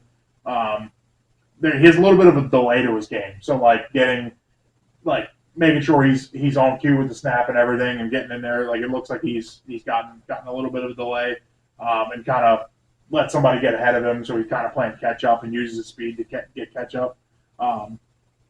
So obviously, like, he's not. He doesn't have the height of a top tier corner. Like, he's 5'11", but he's still got decent size. So I'm curious to see what his arm. He has good. Yeah, he has good length. But I mean, obviously his height. So going against a taller receiver, he might struggle a little bit. But curious to see when he runs too. God. Yeah, and another thing The too. combine's going to matter for him a big time. Yeah. To me, in my opinion. I think a big thing with him too is he's going to be a project. He's going to have to learn the game a little bit, like at the NFL level. In college, you look at some of his tape, he gets a little distracted about what's going on behind the ball, behind the line of scrimmage. His eyes do. And his eyes are drifting. He loses his job, loses his assignment. But I think athletically, he's there. He's put on some good tape. Like, obviously, last year's tape was really good. Awesome. Like, so, I mean, I think he's a very good corner. He's going to need some work, obviously. I think he'll definitely be one to benefit going. So where he is right now, he's probably realistically a mid-second round pick, right? Probably in the 40s. He's a day 2 pick. 40s, 50s in there. I don't see him getting out of it. I think he falls to a team like Detroit or somebody like that. Picking in the back end of the first round, back end of the second round. I think somebody will see his junior year tape and really, really like it. there was a couple. I did see some of the Senior Bowl tape against some of these guys. I saw one play he was burnt by Lad McConkey. Lad McConkey was day one. Lad McConkey was eating kids up. Yeah. So I mean, like if I could go back now based on that Lad McConkey tape, like we need to put Lad probably McConkey in like the 2017 Patriots. Yeah. He reminds me a lot of Wes Welker, to be honest with you. 100%. But yeah, Kalen King's my 10. Obviously, I think he's got some work to do, but I think he's a solid 10. There could have been another guy that I could have squeezed in here. Probably it'll be your 10. But I'm curious to hear your 10 is. My 10 is not a corner. Your 10 is not a corner. My 10 is a safety. My number 10 for me was Cameron Kitchens out of Miami. PFF graded, didn't grade all that great this year, 67.8. He played better last year. He was a PFF grade of 90 last year. So similar issues with him from, his 2022 tape is better than his 2021 tape. I'm sorry, I screwed that up. Yeah. His 22 is better than his 23. Yeah. 69.4 in the rush, 65.1 in coverage, 6 foot, 205 pounds, had 59 tackles, 5 pass breakups, 5 picks. So for a safety, you love to see that. He's a ball hawking safety. He does have elite center field ability, in my opinion. He plays that center field role very well. Anticipates very well. So he reads what the receivers are doing and anticipates where the quarterback's going with the ball really well. He's a very physical player, and he's got a good build for, not elite build for a safety, but he's got a good build for a safety. For me, he will bite. The things he's got to work on here, he will bite on double moves. He does anticipate maybe too much at times. His pursuit angles aren't the best. He's got to get a little better at tracking the ball down. He will take bad angles and let plays go a little bit bigger. And because he will miss some tackles on occasion as well. The biggest thing I think he needs to do, and it's really the simplest thing for him, is every now and then when he's in his back pedal, he's very lazy with it. He's very lackadaisical with it. Which I think that's easily coached out of him. Like I said, I do like Cameron Kitchens here. He is my number 2 safety. Shocker. I did say I had two of my top 10 earlier. I do like him. I think he's a little bit of a project there. The 2022 tape is better than last year's. Same kind of similar scenario with Kalen King. But I have him kind of comped to a guy kind of been hard on this postseason here, in Darnell Savage. He reminds me a little bit of Darnell Savage there. The good Darnell Savage, not the getting burnt in the postseason Darnell Savage. But that's 10 for me. Cameron Kitchens, I like him. I really do. I think he's an NFL caliber safety from day one. He's a day one starter, and you can make the case that he may up in the back of the first round there. I definitely think he's top 50 pick. Yeah. I think he's probably early second round there. Somebody jumps up for him, and they're thrilled to get him. Yeah, I like him. I have him a little bit higher than 10. So he's not my number 9 though. So you're real. I'll kind of get I like Cameron Kitchens' game. I'll just throw it out there. I have him at 8. So okay. I have him at 8. I really like his game. I think he. There's 2 safeties I really like in this class, but obviously, I think he could very well be a first round pick. His athletic ability is very good. I saw 40 time. He's running around 4.45 into 40 from his measurables from the Senior Bowl. And his shuttle's 4.31, which is a little slow. But 5'11", 206. I mean, he has the size and everything. He has that ball hawking nature, and I think he's physical in coverage, and he can do really well against the tight end. I think that's very important in your safety. And he has good coverage in the nickel too. And I think his anticipation, he has a quick trigger at reading some of these quarterbacks and everything too. So I think he's very good. I can see a lot of upside in his game.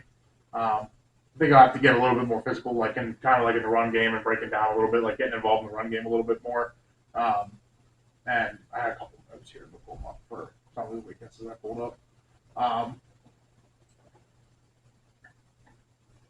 So we talked about taking aggressive angles in the run game, leading a couple missed tackles. and then just consistency on his tackling. I think that's probably the worst part of his game is his tackling. He's physical, but obviously just kind of over pursuing a He little tries to play bit. too physical Yeah. sometimes, which I think that's easily coachable. Yeah, and he reminds me a lot of I don't know if you remember this guy or not. He reminds me a lot of T.J. Ward, like the physicality of T.J. Ward, but like has the ball hawking ability of T.J. Ward. But and similar size and everything too. But T.J. Ward over his career when he was in Cleveland, he was good. He was good in coverage and everything, but kind of had that over pursuing like aggressiveness in his run game. When he got to Denver, it was completely coached out of him. He started playing the run game. You see him up in the box, stacking the box, and playing very well. I do see Cameron Kitchens being able to play down the nickel a little bit. I think and he get can more action there. He can be versatile. Yeah, not quite as versatile as like a Brian Branch type was last year, but I do think he has the ability. He can give me snaps there. Yeah. So going into my number 9, I had Ennis Rakestraw from Missouri. Okay. I like his height. 6 foot, 188, so he's on the slimmer side. His Doesn't forward look that slim though. No, I think he wears it. He has some muscle on him and everything. I think he'll have to obviously bulk up a little bit. Obviously not bulk up too much because you don't want to lose any of your speed that you have. His projected 40 is right around 4.48. So I mean, obviously he's going to be able to run with guys and everything. I actually expect him to run a little fast. I have him at 4.45 is where I'm thinking he's going to be. Yeah. So yeah, no, terrible. Which isn't bad. I mean, he had an ACL injury in 21, so coming off that ACL injury, I mean, that obviously slowed him down a little bit. But kid out of Texas, like he's used to playing in Missouri. I mean, he's used to big football, so I mean, he'll be able to play a good level of football. But a couple notes I had here on him: his football IQ is pretty great. Probably one of the better football IQs on anybody in this class. His man skills are very, very good. I think his biggest weakness he has to work on is his ability in the zone coverage game. But his man skills and his press game that he plays is very good. His twitch and agility, which allows him for quick direction changes, things of that nature, and staying at the hip of the receivers. You see that a lot in a lot of his film that I was watching on him. But even though he is in a lighter frame and lighter build, he still shows willingness to engage with the receiver. And he gets down and run support and tackling. And I mean, his tackling, I don't know if you watched a lot of film on him. I did. He's a very good tackler. For me, so yeah. He's a very good tackler. Yeah. He plays the run better than he can cover. Yeah. That's not saying he can't cover. No, but yeah, he's a very good tackler. This guy, I don't know, man. Like this guy reminds me. Like I see, like a lot. I've watched a lot of these. Like I'm big on the Lions in the playoffs and everything. This guy has like his run ability is similar to like Brian Branch. Like is that your comp? Is that your comp? Okay. I don't think he's quite as good as Brian Branch. No. I have low end Brian Branch. But his very similar. His run game and his tackling Plays like run really well. Brian Branch is really good in the run game. Yeah. Like that's what I see. Is this guy a corner forever? I don't know. Who knows? I mean, obviously he's gonna have to learn how to play zone. Yeah, But- I think he's day one nickel. Yeah. I think he plays a very similar role to him. Like I said, I have him at 8, so I like him. Yeah. I like him a lot. I mean, this guy. I mean, he's a very good player. And he's my 9th ranked player. So I mean, there's this corner. You can make an argument he goes up first round. Yeah, this corner class is crazy. There's There's going to be a lot of corners in the first, or a lot of defensive backs in the first.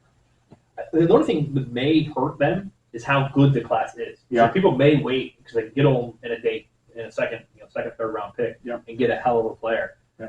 And you said he's your 8. He's my 8. Okay, So so you can go ahead and give your 9 and 8 since I already gave my 8. My Okay. 8 was Cameron Kitchens, which was your I'll give you my rack show and then I'll give you my 9. Yeah. So obviously PFF had him at an 80.7, 89 in coverage, 78.7 in the run game. So he plays the run really well.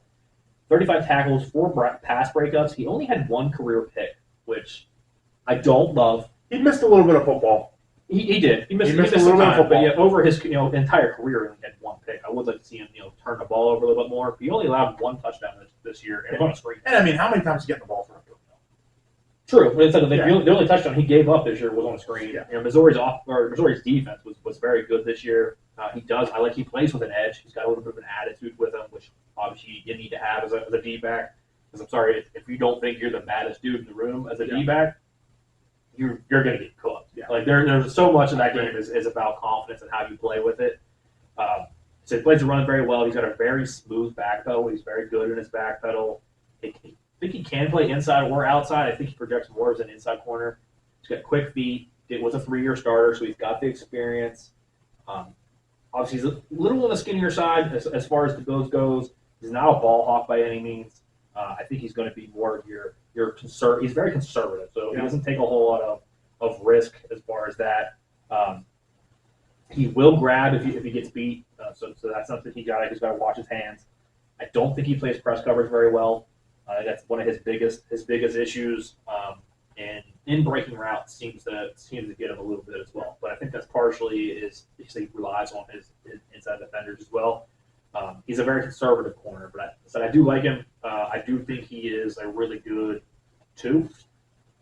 Red nickel. I don't think he's your shutdown elite guy, but he's your guy who will play really well and complementary to somebody, to an elite guy off the side. Right.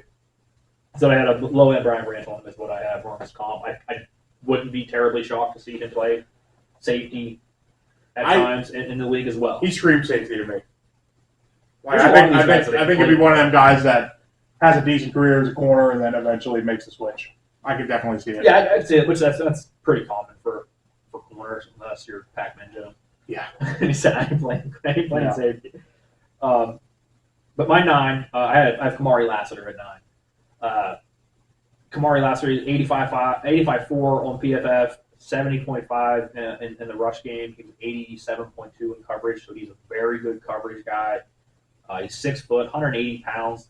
Looks to play a little bigger than that. I think he may weigh in higher than that at the combine. He had 37 tackles, 8 pass breakups, had a half a sack. Again, only one career pick with this guy too. He's a very fluid athlete. Yeah. I think his biggest knock on him is his athletic ability. I don't think he's an elite athlete by any means. He's a very fluid athlete. So he's got very fluid hips. He does play with what he has naturally given to him very well. He's a natural athlete as well. He played 4-4 athlete in high school, which the Seahawks and Pete Carroll and that used to come out and say all the time they love people who played multiple sports in high school and college as well. He's very good on vertical routes. He's got decent ball skills. Got to turn it into some interceptions here at some point here. He's got a great work ethic though. So this guy is a guy who's going to come in and he's going to bust his ass to get better. And I think that shows too. Like he was a very big special teams player. Yes. And like anybody, like you're a Patriots fan. Who embraced special teams more than anybody in the world? Well, no, side 10 player wise. Matthew Slater. Matthew Slater. Like special teams is very important, and this guy showed a lot of effort on that side of the ball, and I mean that shows when you're obviously he's a work in progress, so I think that shows a little bit. But yeah, I mean I think Lassiter can play from day one. The speed, the high end speed might be a question mark for me. I'm really curious to see what he runs. I think he's going to run more mid 4.5s. If he can come out and run sub 4.5, I think that does a lot for his stock. And he's got decent long speed, but he's doesn't accelerate super quick. It takes him a little bit to get going. Yeah. So I question what his frame really is. I'm curious to see what he comes in as far as what he weighs. He looks bigger than 180 to me just watching him play. Yeah. So I'm thinking he's probably 190, 195-ish is where I'm thinking he's probably going to weigh at, which I think would help him. I don't know how much the guy wants to hit though. Not a big hitter. He will kind of run you to the sidelines and hope you run yourself out of bounds. Yeah. He doesn't seem like he's a willing hitter at times. Yeah. He's very conservative as well. So him and Rackstraw play very conservative in my opinion. The athlete there too. I don't think is an elite athlete as well. So he needs to test well at the combine to really kind of jump up some boards. But even if he doesn't, I think he's a mid-second round pick. Yeah. Yeah, and so kind of while we're on him, I have him as my 7. Okay. So he was my next person on the board, but I like his hands. He has strong hands. He demonstrates good aggressive physicality at the line, and I think he brings some value to the run game. I think a little bit too. He's a good tackler. When he wants to. Yeah, when he wants to. Yeah. I didn't say he couldn't tackle. Definitely sees. You definitely see his effort might not be like when he's on the defense side of the ball. In the run game. In the run game, yeah. Like he doesn't have that physicality's not there, like the aggressiveness in the run game. Yeah. Kind of like a race draw there, but like obviously it's something you need to work on. I don't know, his physical, like he's physical in the pass game and like sometimes gets a little too aggressive. I mean, I think that might hurt him when he's going against number 1 receivers. I think he can kind of over pursue a little bit. He grabs a lot. He's definitely grabbed a lot. I think he has a very high ceiling, but I think his floor I think he's gonna. I think this guy could either be a really good starting corner or a special teams player. And I think there's really no in between. Yeah, I think he's definitely going to give you snaps on special teams as well. But yeah. I don't know if he projects himself as a 1 corner, but I do think he's a 2. Yeah. And I think he'll go higher in the draft than a lot of other people or some people think because of where he played. I think the nature of football and the competition of football that he played, I think he's going to get a little bit more views because of that. He's a very technical corner. Yeah. So he's not the elite athlete. Yeah. He's a student of the game, essentially. Right. And I mean, he has to work on his ball skills a little bit. Like he's not a ball hawk. Like he has to work on his ball skills a little bit. And like he has a history of like you look at his tape, losing assignments, not transitioning back to the football, things like that. So I think he definitely has a lot to work on. I don't think he's a starter day 1. I think he comes in and helps you special teams day 1. But I think you get a good player. You obviously get a good player on special teams. But I think he has a very if you give him some work and give him a little bit of coaching, I think he'd be a really good perimeter guy. So, but I have him there at 7. I like him. I think he's a good player. Has to bulk up a little bit. So I'm really curious when he comes in and what he actually weighs because he doesn't look 180. He looks bigger than that. But 7 for me, I have TJ Tampa. Yeah, PFF grades 75.8, 66 in the run defense, 78.3 in pass coverage. He's 6'2", 200 pounds. 44 tackles this year, had 2 picks, 7 pass breakups. Obviously, he has the height. He's 6'2". You love to see that. He runs well for being a bigger corner too. I think he's going to be mid 4.4s, 4.45, somewhere in that range. Got really good balance. He definitely doesn't lose himself in and out of breaks. Yeah. He locates the ball very, very well. For being a taller cornerback, a lot of times that their footwork will struggle. I don't see it with him. He's got very good footwork. I don't have any questions with his feet. He's a good athlete. He's got decent hands. He was a wide receiver commit coming out. He was a 4-star receiver coming out. He's got obviously elite size and length. He's got good hips. So for a taller corner, footwork and hips kind of tend to be what goes. He's got those checked off for me. I have no questions there. He didn't play press coverage very much, so he is more of an off-ball corner in my opinion. His pad level, he will play a little high at times. He looks now this guy's kind of a little bit opposite of last year here, where this guy likes to hit. He when he tries to hit, he's trying to hit through you. Yeah. And sometimes that can be a negative for him. He doesn't wrap up a lot, so they do got to coach that into him. And he is a gambler. He will take shots. But I mean, turnovers are massive in the NFL level. I really like TJ Tampa. I really think he can be a really, really good corner. I have him comped to Carlton Davis. Like that. Yeah. He's my son. I really like him. So TJ Tampa was my one guy off the list. Okay. I was hoping I was between him and Kalen King. I like Kalen King's 2022 tape. And I think if Kalen King goes back to that, goes in the NFL, goes back to that, I think Kalen King has a higher upside. Obviously, I think TJ Tampa has the size, like the more ideal size that you're looking for. But I don't know. I just think Kalen King, he was that guy. I think he had a little bit more upside for me. I think Tampa's a better athlete. I think that's the difference for me. But I could be wrong on that. I don't mind Kalen Payne. Yeah. I probably had him at 11 or 12 if I would have put it in. So we're at 6. We are number 6, sir. You're so up. my 6 is my top safety in the class. So is mine. Yeah, Tyler Newbin. Tyler Newbin is Yep, my Tyler number one Newbin. safety. So I think I have a good idea of what our top. I think our top 5s have to be identical then. But yeah, so I'm gonna be if our top 5 are the same, we're probably done doing this. you'd be mad. I'm probably. You want to change it up a little bit? I'm gonna- see yours, and I'll change it up. No, I'm just kidding. I'll be shocked. I'll be yeah. shocked. If we get the same top 5, I'll be absolutely fucking shocked. I can tell you right now, we don't have the same number 1. I would hope not. I already know. I already know where you stand on that. I don't. I 100% we don't have the same number 1. I put money on it that we do not have the same number 1. Okay. Okay. But here's the 6 here. So Tyler Newbin, he's 6'2". He's the ideal. He has the ideal frame, the ideal size for the safety role.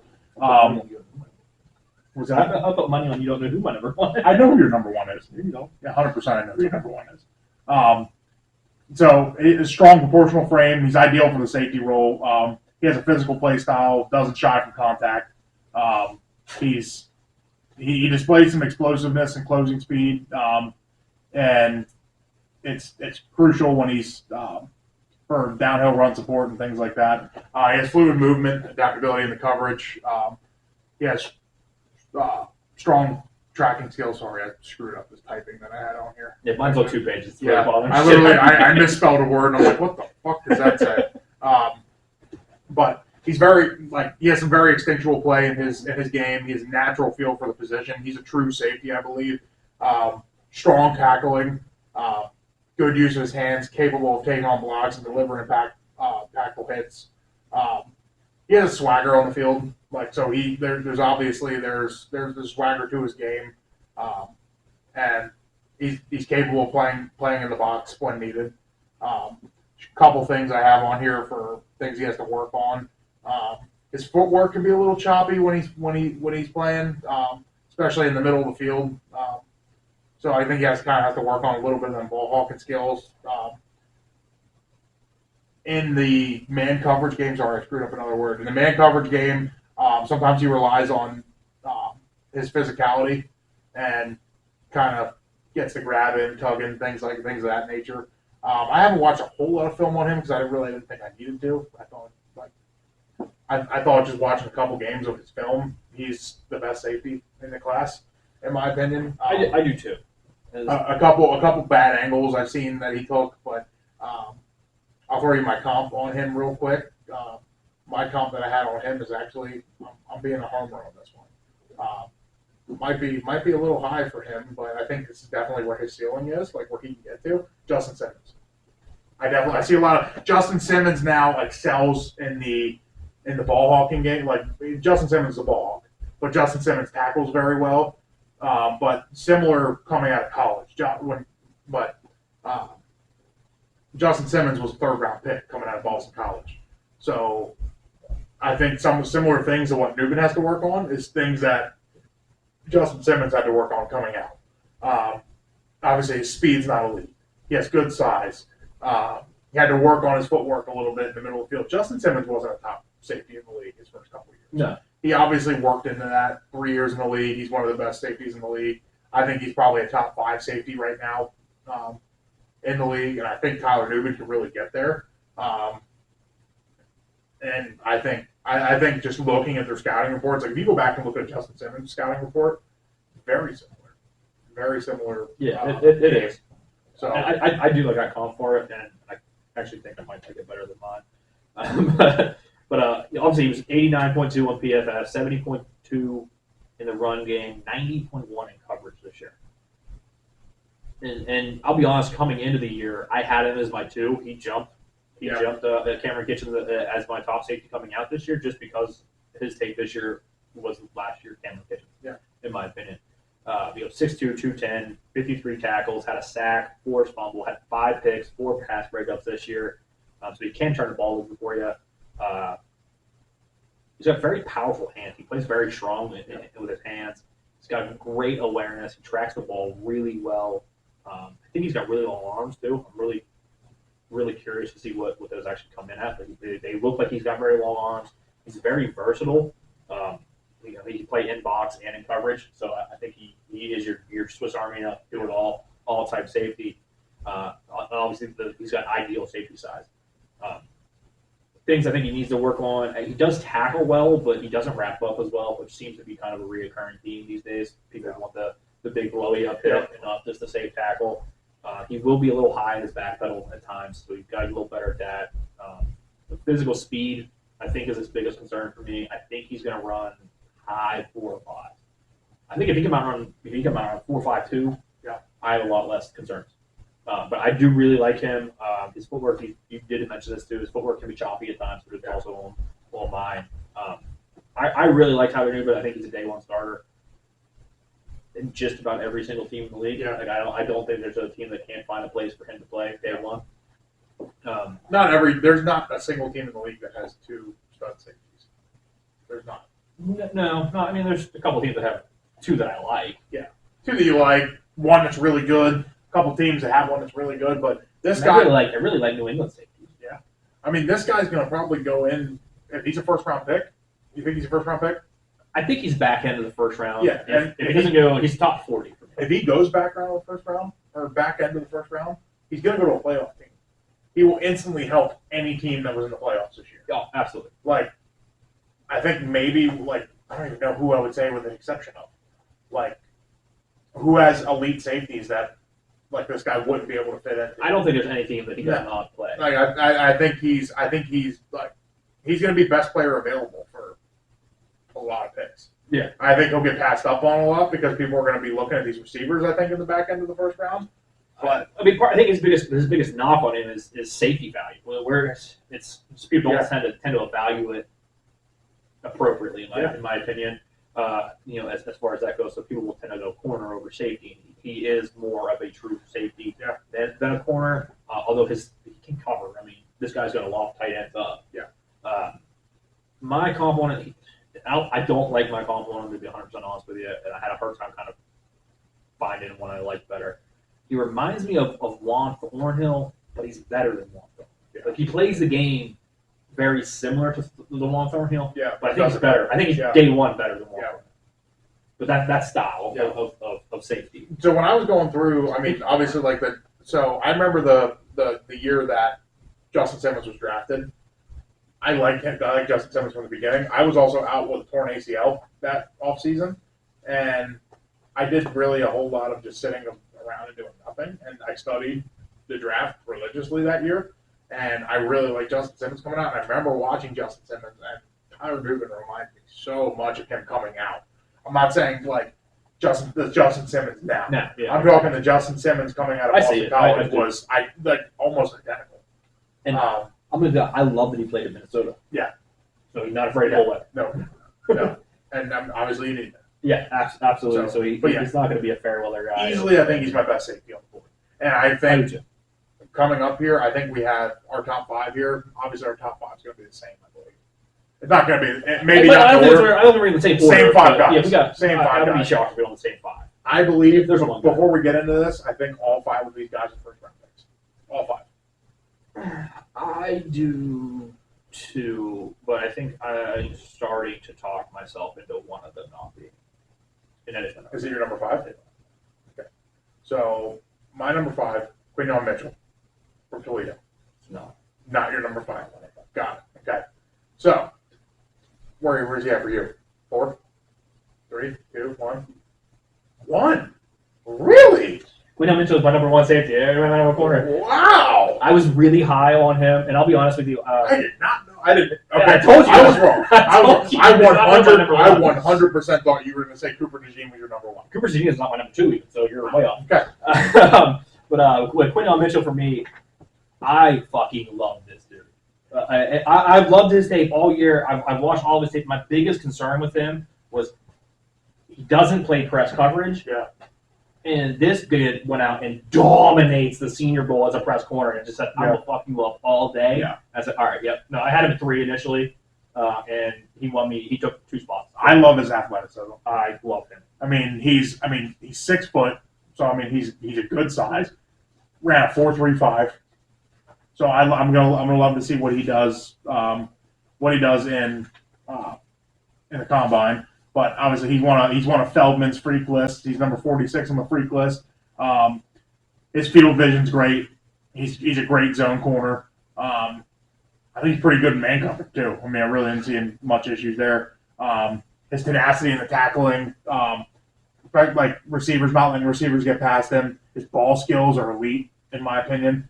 I did see his coverage in the Senior Bowl. His press coverage. I think that's something you need to work on really big. I really like that. I don't. Very I'll be honest with you, I don't. And I had the same read on him coming into the Senior Bowl. He didn't play press coverage. It wasn't that he can't play press coverage. He just did.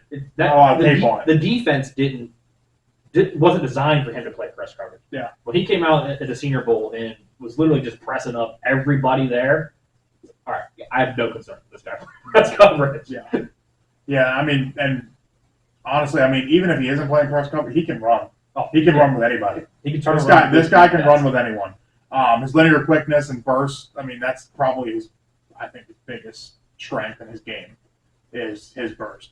But he's very versatile. Obviously playing in man, playing in zone. And I think this guy, if he plays when he's playing zone, he fucking excels. Like, he can come in the league and probably be one of the best zone corners. Like, he's very, very good in the zone. Watching his tape, I love his athleticism. But I just think I don't know. I'm high on him. Don't get me wrong, but I'm high on all 5 of these guys. I think all 5 of these guys are day one starters. I do too. And so this is where I think it gets absolutely dynamic. Yeah. As far as that, do you want me to give you my rundown on him now, or do you want me to save it for one? Since we're on him, might as well. Since we're on him, might as well. All right, yeah, I'll give it to him. So I said he's my number 1 corner. He's at PFF. He's 91.5 overall, 76.1 in the run game, 91.6 in coverage. He's PFF's number 1 graded corner this year. 6 foot, 196 pounds. Had 41 tackles, 18 pass breakups this year. Only had the 1 pick this year. Had 5 last year though, so he didn't get thrown out a ton this year as far as having the opportunity to, because he was locking everybody up. So he's already ran in the 4.3s. I honestly expect him to run low 4.3s at the combine. An absolute elite athlete. I think he's the best athletic corner in the draft, outside of maybe Cooper DeJean. We can make an argument that they're very similar as far as athletic wise goes. He's on Feldman's freak list. He bench pressed 225 21 times. He's clocked on field speed at 23.58 this year. The guy can fly. He attacks the ball. He's a very aggressive tackler. He reads and reacts at an elite level at this point. And so he can turn and run with the absolute best of them. He does gamble from time to time, so obviously he will give up a big play occasionally. He doesn't recover as well as I'd like to have seen him. Yeah. He's got great elite speed, but sometimes it didn't translate as far as in recovering there. And the compete level in him, he's an absolute dog. He's got that dog mentality that the Eagles like to say about. I have him comped to like a Travarius Ward. Yeah. But I think he's better than Travarius Ward from day one. I have him. So my combo on him, I have Trent McDuffie. I like it. Similar game. Now Trent McDuffie's a fucking All-Pro this year. Like, I would not be surprised if he's an All-Pro this year. Yeah, I think this guy could. His ceiling is. I don't think he has one. I really don't. His athletic ability. I think you're going to see him take on the challenge of number 1 receivers, and he's not going to shy away from it. He loves it. Yeah, he loves it. I think that, like, with that mentality you're talking with him, I could definitely see this guy skyrocketing to the top of the corners list. You can see this guy in the defensive rookie of the year conversation. Honestly, I can see him in the Pro Bowl, All-Pro. Yeah. And with me having him at number 5, so obviously I think there's a couple guys in there that just have like smoother, like got the basics down a little bit better, I believe. Guys that maybe played. Obviously, there's 2 guys from Alabama that played in Alabama, so I mean they played a little bit more football, a little bit better football. This guy played at Toledo, so I mean, didn't have the greatest competition in the world, but he did. But I think that's kind of what scared me a little bit on him. Yeah, he's an athletic freak on tape.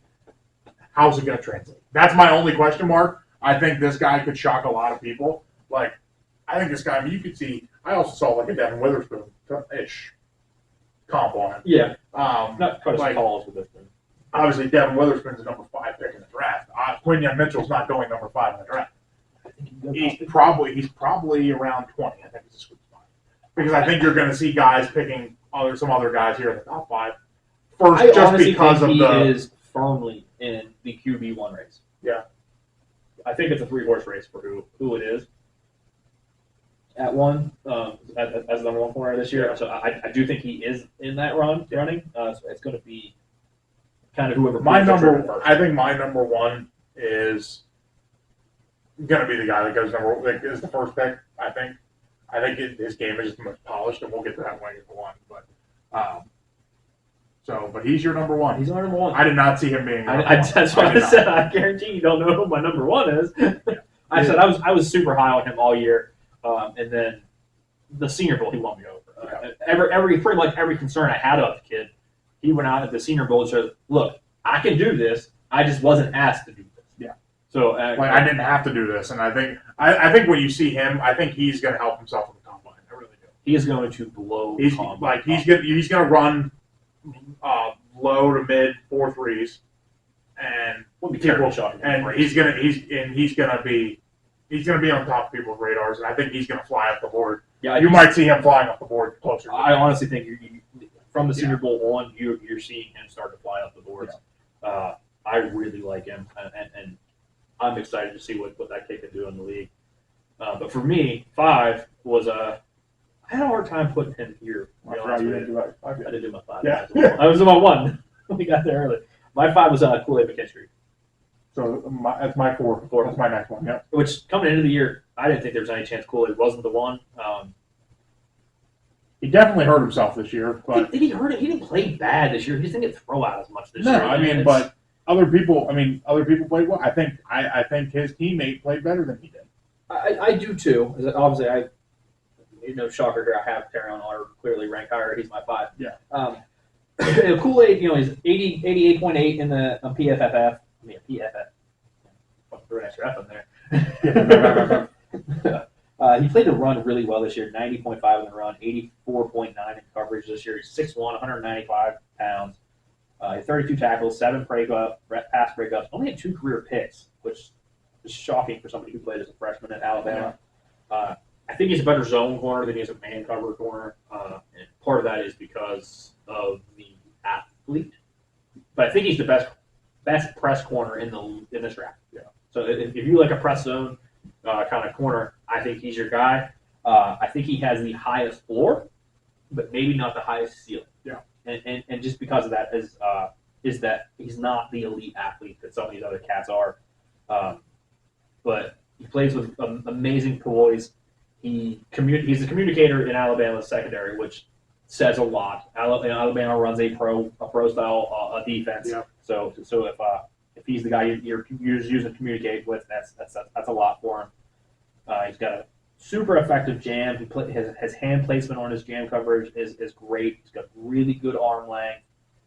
He hits like a safety. This guy hits like a freaking truck. He said he was very, very. His best tape I thought this year was against LSU. Yeah, and the best receiver he probably played all year. Yeah, I thought he played really well in that game. As well as he does give you some return aspects. He did return punts at Bama. And it goes a lot to say, he started as a true freshman. Yeah, and for Nick Saban, which doesn't happen very often. He's got incredibly high football IQ. The guy is one of the smartest guys in the room when it comes to that. I mean, he's been playing. He's played a lot. He's played a lot of ball. He played a lot of ball as a starter as a freshman. Yeah, he played a lot of ball at a big time SEC school. Yeah. So it's impressive what he was able to put on there. Yeah. But I had a hard time getting him at 5, but the 4 above him I really like as well. Things he needs to work on for me, he can get a little grabby. He can get stacked on deep balls. So he's not the best on deep balls. A.D. Mitchell, mainly because of that deep ball ability, beat him up. It was probably his worst tape. Yeah, I do question his long speed, and obviously I don't think he's the elite athlete that some of these other cats are. Yeah. But I have him comped to like a Marshall Lattimore, that kind of style of corner. So you hit the nail on the head, I think, for me with weakness. You pretty much went through everything I was going to say in the strengths. I think he's a very good. I think one thing you didn't say that I really like about his game, he's a very good communicator. He's a leader on the defense. No, did you say that? I didn't. I'm sorry. I was reading through mine. Yeah, so I mean, he's a very good communicator. One thing, part of his game too, he's a very, very good punt returner. Yeah, very good punt returner. But you hit the nail on the head with the weaknesses. I think he really struggles against the deep ball, so I think he's gonna have to work that with the deep ball a little bit. And he's not the athlete that everybody. And I think that's why he falls to 4 for me, because of the athleticism. That's why I have him at 5. Yeah. So I've been kind of going back and forth with his comparisons, and it's kind of. I mean, I have him ranked as the 4th best corner in this class, but my comparison to him is probably the best corner in the league. Just the style, like his style, his size, where he played football. So my comp to him is actually Pat Surtain. Okay. Of how Pat Surtain was coming out of college. Obviously, I think Pat Surtain's athleticism is a little bit more. I think he's a less athletic Pat Surtain. I mean, Pat Surtain isn't always the greatest against a deep ball. I mean, you get a faster receiver on him, like a Tyreek Hill, somebody like a Devontae Adams that's going to go up and get him. Surtain sticks with him, but he's not going to get. You're not going to get the most out of him in the deep game there. But very similar play. If you watch their film, like Kool-Aid's sophomore film versus like Pat Surtain's junior year film, very similar comparison. Obviously, Pat Surtain is a top 2 corner in the league. Him and Sauce Gardner obviously running the league right now, in my opinion. But I think Pat is a little better in man coverage than what Kool-Aid is. I think Kool-Aid does fit better. Yeah. I mean, but if you look at it, I mean, if you watch like Broncos tape, the Broncos don't play fucking man at all. True. They never play man. I think if Pat Surtain would be 100% the best corner in the league if they would let him play fucking man. So I think if you're watching them zone for zone, I think they're very similar. But I do believe Pat Surtain's a better man cover. But if you watch them zone for zone, because I've watched a lot of Broncos football. Broncos play zone because the Broncos are not fast on defense. Yeah. So they play a lot of zone. You won't see Pat Surtain guarding the best receiver a lot because of the style of defense they play. But just in that kind of aspect of the game, that's where I see him. I also see a little bit of like kind of like Emmanuel Forbes too, Mississippi State. I see a little bit of that if you don't want to go up here for the comparison. But I'm not talking about the right now Patrick Surtain. Similar to what I did with Justin Simmons. Yeah. So, but Pat Surtain was very, very good coming out of college too. Yeah, I really like Surtain coming out. I can't believe that Denver got him. J.C. Horn went to the Panthers. Yeah, J.C. Horn going ahead. I mean, I like J.C. Horn too. Yeah. Pat Surtain was very clearly the number 1 corner in that class. It would be sad to see Pat Surtain on the Panthers. It would. It'd be sad to see anybody on the Panthers, in all honesty. All right, so where are we at? Your 4? My 4, yeah. So my 4, I have Nate Wiggins out of Clemson. I'm one behind. I guess I'm one step ahead of you then. Yeah, I got him at 3. Okay. That's my 3. And PFF had him at 81.6, 65.4 in the run game. Got a little better there. 82.9 in coverage, 6'2", 185 pounds. At 28 tackles, 2 forced fumbles, 2 picks, 6 pass breakups this year. Gonna run probably sub 4.5. I think that's where he's going to be, maybe right around 4.5. Not the fastest cat on there. He does have really good plus ball skills. He's a 4-star wide receiver prospect as well coming into college football. He's very smooth, very explosive. He moves really well. He's got like a rare talent to me in the way he moves. He's got optimal height and length. He's a good press corner as well as he can. He's a pretty good off corner as well, so he can do both for you. He's very patient in coverage, and he's young. He'll turn 21 in August, so he's still pretty young. He's still got a lot of room to grow. He's got very good awareness. His vision and zone coverage is very, very good. And this guy he's a gamer. His best game tape are in the biggest games of the year. Yeah. He plays his best football at the best times. So I really like Nate. I think he's a little bit on the slender side. Definitely could bulk up. Yeah, I have that as a weakness here. He could definitely benefit for some muscle mass. Yeah, he's got to get a little better in the run game. He's got to get a little bit better at tackling. He will get stuck on blocks. He won't. He doesn't shed blocks very well.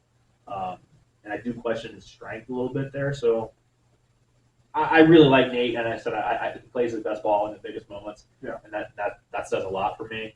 I think he's a better athlete than Kool-Aid is. I think he could do well with a good combine as well. He comes out there and bench presses well and runs decent. I think he's definitely potentially in the running for QB1, depending on what you like. Yeah. As far as corners, I think the QB1 race is really going to be what's your flavor. You can go to Baskin Robbins this year at cornerback. Which one of those 33 flavors you want? Like, depending on the style you run, the style of defense you run, you can pick any one of these 5 guys. Yes. If you like an aggressive, like if Dan Campbell's picking and he's gonna pick a corner, who do you think Dan Campbell's gonna pick? Dan probably gonna go cool. Yeah, like that's probably or like Dejean, maybe. I can see him going more Dejean, kind of like that athleticism kind of style. Yeah. But if you're somebody like the Chiefs, if they get Kool-Aid fits that fucking mindset. Yeah. Perfect. Yeah. The aggressive, physical, so physicality. Quentin Mitchell does too, I think. If you're the Eagles, I could see the Eagles taking somebody like Quinyon Mitchell, like the speed. That'd be scary. I think it's pick your fucking poison. Like all my Seattle fans out there that said that they want to they're calling for my head for picking a corner for them. This fucking guy fits your fucking mold. Yeah. I don't want a corner. They're loaded. Reek Woolen is the best corner of all time. He tackles everybody. He tackles everybody. You guys have a new defensive coordinator now. It's probably not very happy with Reek Woolen's play. Let's just put it that way. He's pretty good in coverage. I like Reek Woolen in coverage. Reek Woolen's never done anything to me. Seahawks fans maybe not like him. No. But a couple notes I have here on Nate Wiggins. His reading and reacting is very good. I definitely like. He's definitely he's one of the smarter corners in this class, I believe, and he shows up in the big moments. He's good in off man, cover 3, and I put his fluid breath, his press bail technique I have here as well. Very good. He uses the sideline as another defender on the deep routes there. His quickness and agility is crazy. His agility, he's not fast, he's not downhill fast, but his agility is very good. And I tell you, I don't really see much weakness in his game. I really don't. I don't. Like, I think this guy has the potential to be like he's just going to get it done for you week in and week out. He's not going to complain. He's going to show up. He's going to live in the big moment. He's not the flashy guy in this class. I think if you're looking for somebody flashy in this class, you go like a Cooper DeJean, a Quinyon Mitchell, Kool-Aid, Darren Arnold. Any of those guys are flashier than this guy. This guy's not flashy at all, in my opinion. I think he shows up and just gets it done. So couple weaknesses I have noted here. Obviously, the muscle mass is number one, the biggest thing. I think he can show a little bit more commitment in the run game. Yeah. A little bit. His change of direction is not all the greatest thing in the world. Obviously, a couple things obviously nothing that's not coachable. Like he has things that are obviously his downhill speed is a little can't really coach that, but I'm curious to see what he runs and if he can get into 4.4s, he's really going to help himself a lot, in my opinion. If he can get into the 4.4s, but this guy reminds me a lot of like Joey Porter Jr. coming out. Okay. Style of play. That's that. I'll go with him as my comp. But coming out, I think it's like could be one of them guys like you say he's going in the first round, but depending on where everything falls in the draft, could fall in the early second. Same with Porter. Yeah. So I mean, obviously Porter I think is better than where he got drafted, and he showed it this year that Porter was very good, and he should have been a first round pick, but he wasn't. I think Wiggins could be that guy that slips, mainly due to his speed. I think I can definitely see him falling because of the speed, but I like him. I'd be happy if Denver drafted him. Obviously, I don't think they will because that's not really a need for them right now unless they trade Pat Surtain, but They'll have a second round pick, though. We do not have a second round pick. And obviously, I think you're not going to get a lot of these guys. But trading Pat Surtain, you might get one back. I think that would be the dumbest, getting off track a little bit, I would think that would be the dumbest fucking thing Denver can do. Yeah, I don't understand. I keep seeing that, I've seen it too. trade Pat Surtain, number 12, and a first round pick. I don't think it gets him, too. No. But, Let the Bears pick Caleb Williams and call it a fucking day. Like, let Bo Nix do what you need him to do. I think that'd be fucking dumb. You do not trade the best player at his position. Yeah, he's your best player. I don't understand. Yeah. So but that's my 3. Obviously, I think we still need to hear your 3 and 2. So I guess I'm assuming your number 3 is Cooper DeJean because you did say he is not your 1 or 2. Cooper DeJean is my number 3. Shocker. Yeah, I really like Cooper. I really, really do. PFF has him as a 77.4 overall grade, 78.6 in the run game, 76.8 in the pass game. Yeah, 6'1", 207. He had 41 tackles this year, 5 pass breakups, 2 picks. He had 5 picks last year, 8 pass breakups, had 3 touchdowns as well last year. This is a guy who's an absolute freak of athlete. He could run 4.3s as well. Yeah. I think there's 2 high-end corners who could run. Feldman has him at 14. Yes, that's my next point. He got him at 14. He understands the offensive side of the ball. He played quarterback in high school. He's the Iowa State long jump record holder at 23.7. Good basketball player and athlete. Yeah, he's a great athlete, multi-sport athlete. Obviously state record holder in track and field. He's got good size. He's got good mass. He's got really nice arm length. His gap closing speed is elite. He runs 4.3 and you see him. He plays 4.3. He's very good in zone coverage. He's pretty strong. He's got good strength. Obviously he can always get stronger, but I don't have any question marks with his strength ability. He's very instinctive, and he's definitely a ball hawk. There's no question about that. The guy loves to go get the ball. I think ball hawk and athlete have to be the 2 main terms right next to his name. Yes. Yeah. And returner. I mean, he's a great returner, and he's going to give you that in the league too. Yeah. He can play inside and outside. He's a very physical corner. Things I think he needs to work on. He needs to sink a little bit that red on his out routes. He tends to struggle with them a little bit. He's twitchy, but he's not super twitchy. And does he play corner or safety?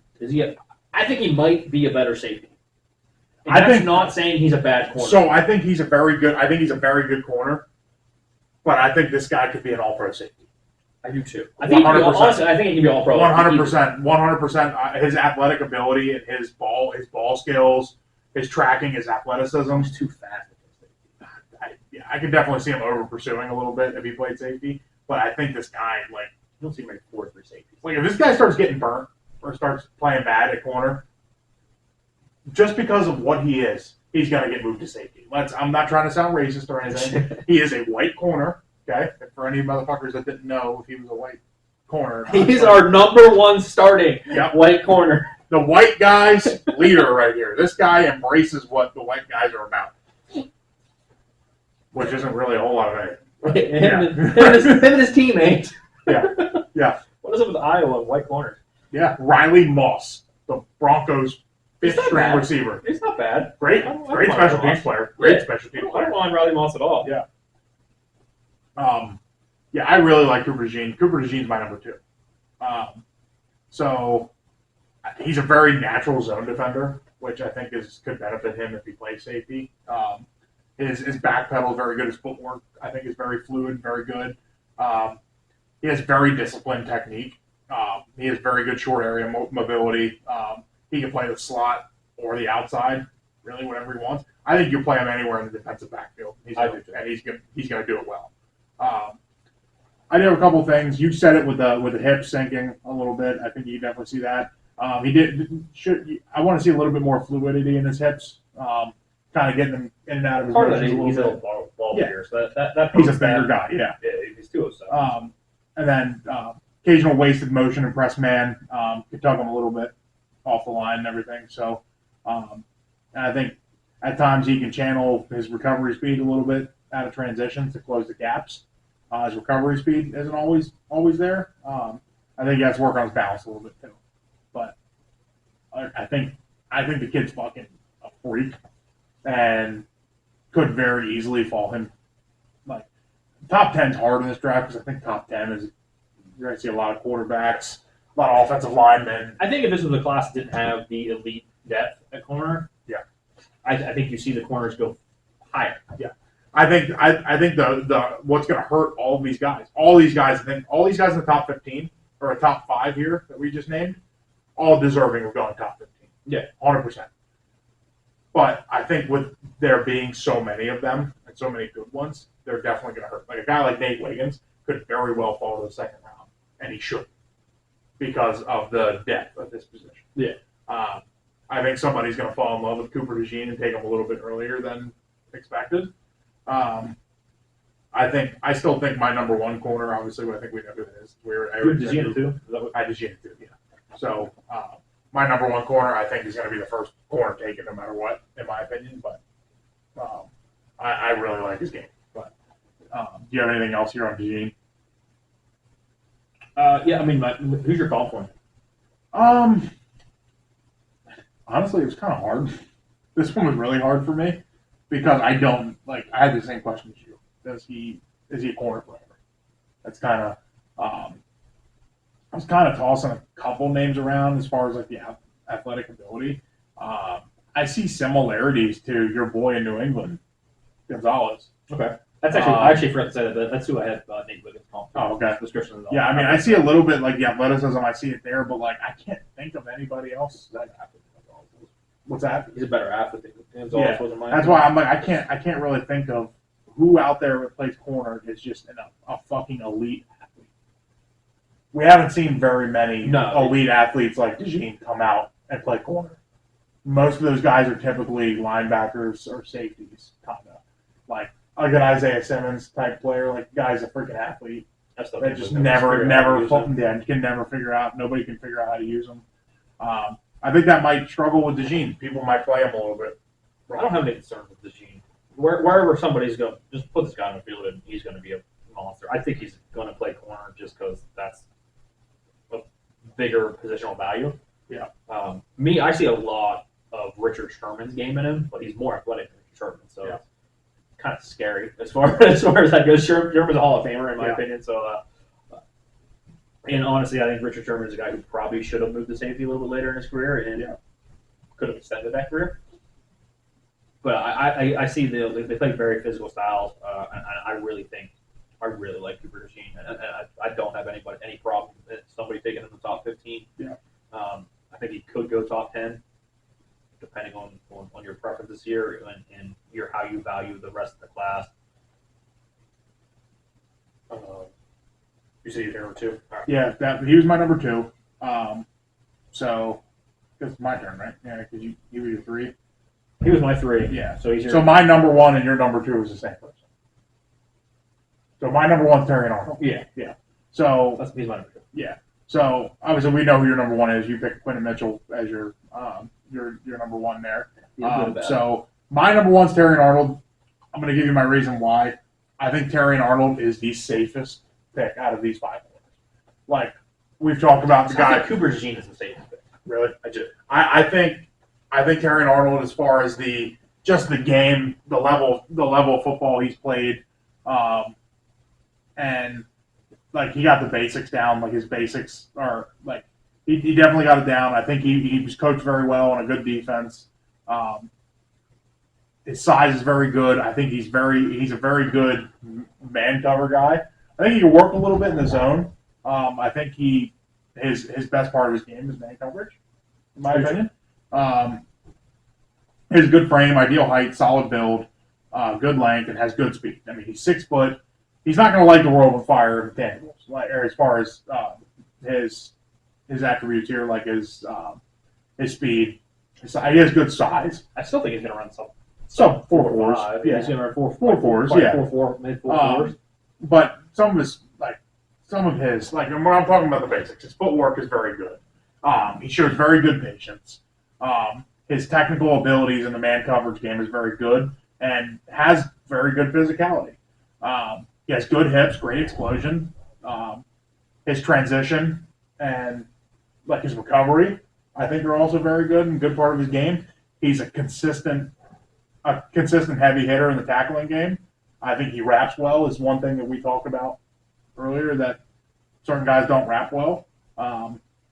I think Terry Arnold right now could be an elite safety. Yeah, that's one of the things I have on here. Yeah. He could play safety. Like, He's a I think he's a very, very good corner, and I think he's the safest pick. And I think his IQ of the game and the way he sees the game kind of seems slow to him. So, just as far as like that stuff goes, like I just think he has all the intangibles, and I think he does a little bit more things consistently than everybody else. That's why I really like him. If you were talking to me in the beginning of the season, Kool-Aid McKinstry fits this bill for me. Mm-hmm. But over the season, watching Alabama games, Terry Arnold just looked more comfortable, more consistent. Which is saying something because he's only played corner for 2 years. Yeah. So he was a safety commit. Yeah. He played safety in high school. He did play corner in high school. Obviously, he's going to learn. Like, he's still learning. Like he's a lot of and he has a couple things to learn. Especially, I think zone coverage is his biggest thing. He kind of has to work on a little bit. Yeah, he's definitely better than man. So I'll give you mine on him. Yep. PFF has him as an 88.3, 90.5 in the run game. Plays the run really well. 84.9 in coverage. He has 63 tackles this year, a sack, 4 fumble, 5 picks, 12 pass breakups. So I expect him to run mid 4.4s. He can play anywhere, inside, outside, safety. Plays with great swagger. The dude's he loves to talk to shit, and I love a corner who loves to talk to shit. He's a great tackler. You can't be a good corner without talking shit. Exactly. I think he might play the run the best in the class. If he's not the best, he's 1 or 2 in that category. He's got very long arms. He's a very long arm corner, which are NFL love. They salivate over that. He's an explosive athlete. He committed to Alabama to play basketball and football. Obviously ended up not being able to juggle both, which is tough, especially playing at Alabama. He's got a very, very high football IQ. He's got great instincts. I do think he's better in man coverage than zone. He's very young as well. I think he turns 21 like 2 or 3 weeks before the draft. So he'll just be able to get a drink at the draft. Yep. I think this guy has the highest upside, which is saying something because I really like Quinn Mitchell too. Insane potential in this guy. He is a little raw. So they only played 2 corners for two years. Yep. Can get grabby every now and then for me. Yeah, and I think that's part of his game, just learning how to play corner. That you have to work on a little bit. Yeah. I haven't comped Devin Milishman. Yeah. I think he might be a little better than Milishman. But and kind of going off that, I think he has potential to be better than Devin Witherspoon. Obviously, Devin Witherspoon was a good corner coming out last year, but the corner class wasn't extremely great last year. There were good corners, not as deep. So I think that. Gonzalez and if Witherspoon's in this class, like with this class of players here, Witherspoon does not go 5 last year. No. Like, there's a more this demand. Class comes out last year. Yeah. I don't know. It's like the this draft class is is so deep. Yeah. It's so deep. You're not gonna get guys going super high because of how deep. Like, the deeper the class, you're gonna see guys. Maybe I'm willing to take this position. Yeah. So my comp on Terry Arnold is Jalen Ramsey. Okay. I like his swagger. I like his man coverage ability. I think he's a Florida boy. He's from Florida. So obviously Jalen Ramsey coming out of Florida there out of college. But so I just see a lot of similarity in his game to just the way he plays, way he uses his hands. They both play run really well too. Yeah, and obviously there's no corner in the league that talks shit better than Jalen Ramsey. That is true. So I like him. I did see a lot of, like, when I was doing some homework and stuff on this guy, I did see a lot of similarities to Devin Witherspoon, which I really like that comp too. I just like I like this guy's tenacity a little bit. And he's a good tackler. Jalen Ramsey's a very good tackler too. I think this 1 year in the league, this guy's going to adjust very well, and I think he's going to be an elite corner. I really do. I could see him moving to safety later in his career. But I guess it all depends on what team he's on too. That's one thing you gotta watch. You gotta see what team the guy's on. So obviously, whatever team he's on, it could change where he goes. Yeah. Fit obviously matters a ton in the NFL. It's not always the best athlete or the best player that ends up going. Look at Jahmyr Gibbs last year. Who thought Jahmyr Gibbs was going to be the 12th pick? He should have been. I will die on that. He'll still But he should have been. fits well in He that fits, offense. yeah, he fits well in that offense, but he would have been there at 20. All right. That's my underdog. I agree. I like the player. I just did not like him. But they didn't want it. But in the NFL, if you really like a guy, you fall in Yeah, love with the guy. If you love your guy, make go sure get your you guy. get him. Yeah, You make yeah. sure you get him. I get that, but there was nobody else taking him, head of him. Well, somebody traded up to get him. You never know. Nobody was coming up. They must have had some type of There was. I don't think anybody had information. 2 running backs in the first had round. information. How do you Top know? 12. I mean, that's it. My biggest knock on him was where they took him. Yeah. But I said I had a lot of fun with this. I really, really liked this class. I think this is the deepest class in the draft. Yeah. And the deepest cornerback class that honestly I can remember. I've been trying to figure out like what was the next. I don't know. Like this is the deepest class. I think. Yeah. I think you have honestly 12 to 15 corners or D-backs that will contribute early. Yeah. And there's some guys that in the later rounds, like the other Iowa. I think all 10 of these guys are within day 2 picks. I don't think there's a chance any of them get out of day 2. Yeah. I think there's a chance. Probably when I was looking, 13 of them, 13 maybe 14, don't get out of day 2. Second, third round, I think you're going to go through 13. I think the 14. second, third round is going to be very, very. You're going to see them back flying off the board. Yeah. In the beginning of the second round, you're going to see them flying. Because I think there's going to be a point to where, and when there's in a deep class, like you see this, we've seen this in years past with deep receiver classes, deep line classes. They go on runs.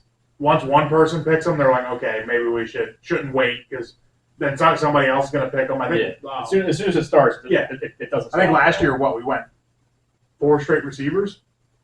Like when Rice and Flowers and all them guys were going, like it just happens. Like it starts to flow. So I think once somebody picks them, it's going to break the ice, and then you're going to start seeing them fly off the board. Yeah, I mean, I think there's actually probably a couple guys that we didn't talk about that will go in there. I do like the other Iowa corner as well. He's not going to be a day 2 pick, but I do like him potentially. Day 3 there, middle day 3. Sebastian Casher, I like him. I think he can play. Iowa's been pretty good. I like the Putting out safety from SC, Kalen Bullock. Yeah, I like him as well. He'll be a day 2 pick. Yeah, day 2 pick. Your number 10 that was not on my list, TJ Tampa. I really like him as well. He was 7. 7. I'm sorry. Yeah, but that was who I was going with. Yeah, Kalen King will go day 2 as well. There's somebody else I'm forgetting that I'm trying to remember who it was that I think is going day 2.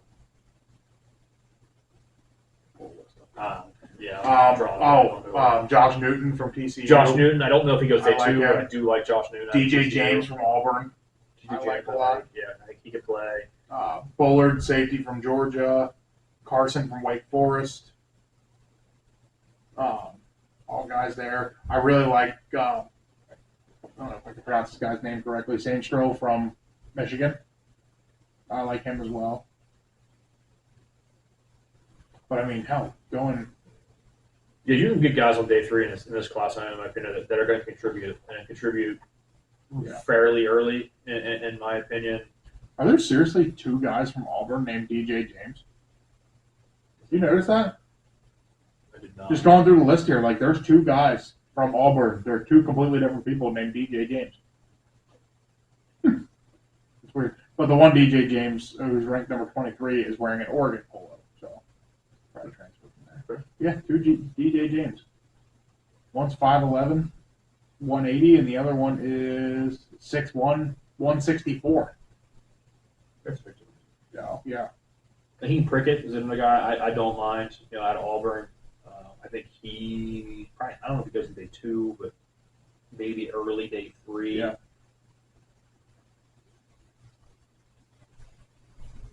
But yeah, I mean, I said this is one of the deepest classes out there that I can remember.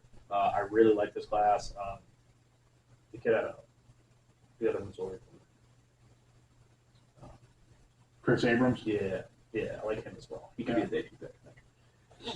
A lot of underclassmen too, so not a whole lot of. I really like the kid. upperclassmen. I really like the kid from Rutgers too, Max Melton. I watch a lot of film. I think on him. he's I gonna, like him. I think he's going to do well at the combine. I think 5'11", could probably run sub 4.5.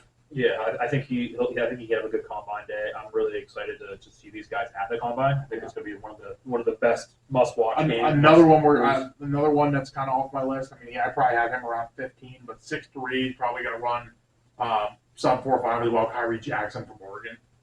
Yeah, 6'3". I mean, he has the size and he has good speed. Obviously, there's some work he needs in his game a little bit. His physicality isn't the greatest for a guy his size, but he's going to be able to run with anybody and has the size to break up anything. So I think he'll be a steal for somebody on day 2.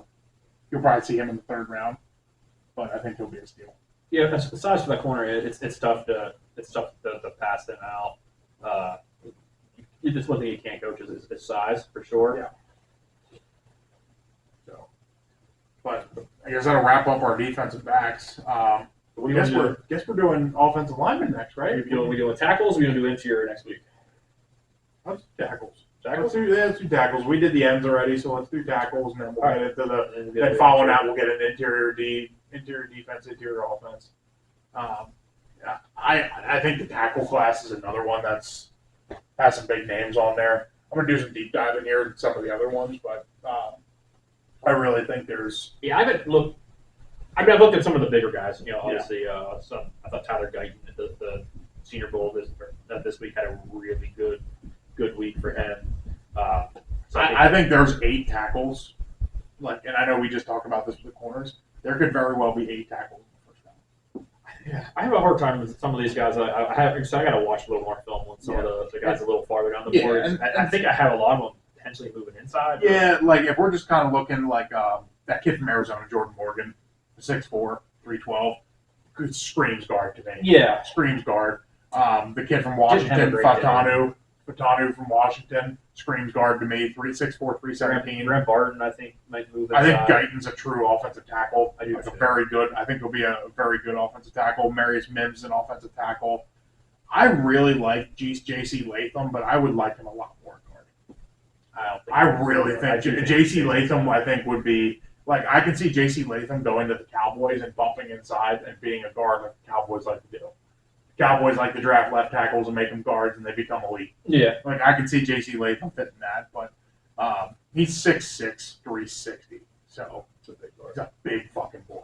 So Yeah. you don't see a lot of guards that big. no, you don't. All right, we'll get into that next week. We appreciate it, guys. Make sure you like, subscribe. Go Niners.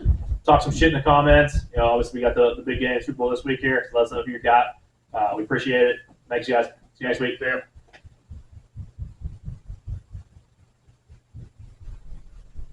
Still probably about 2 hours there. Yeah, we got all that.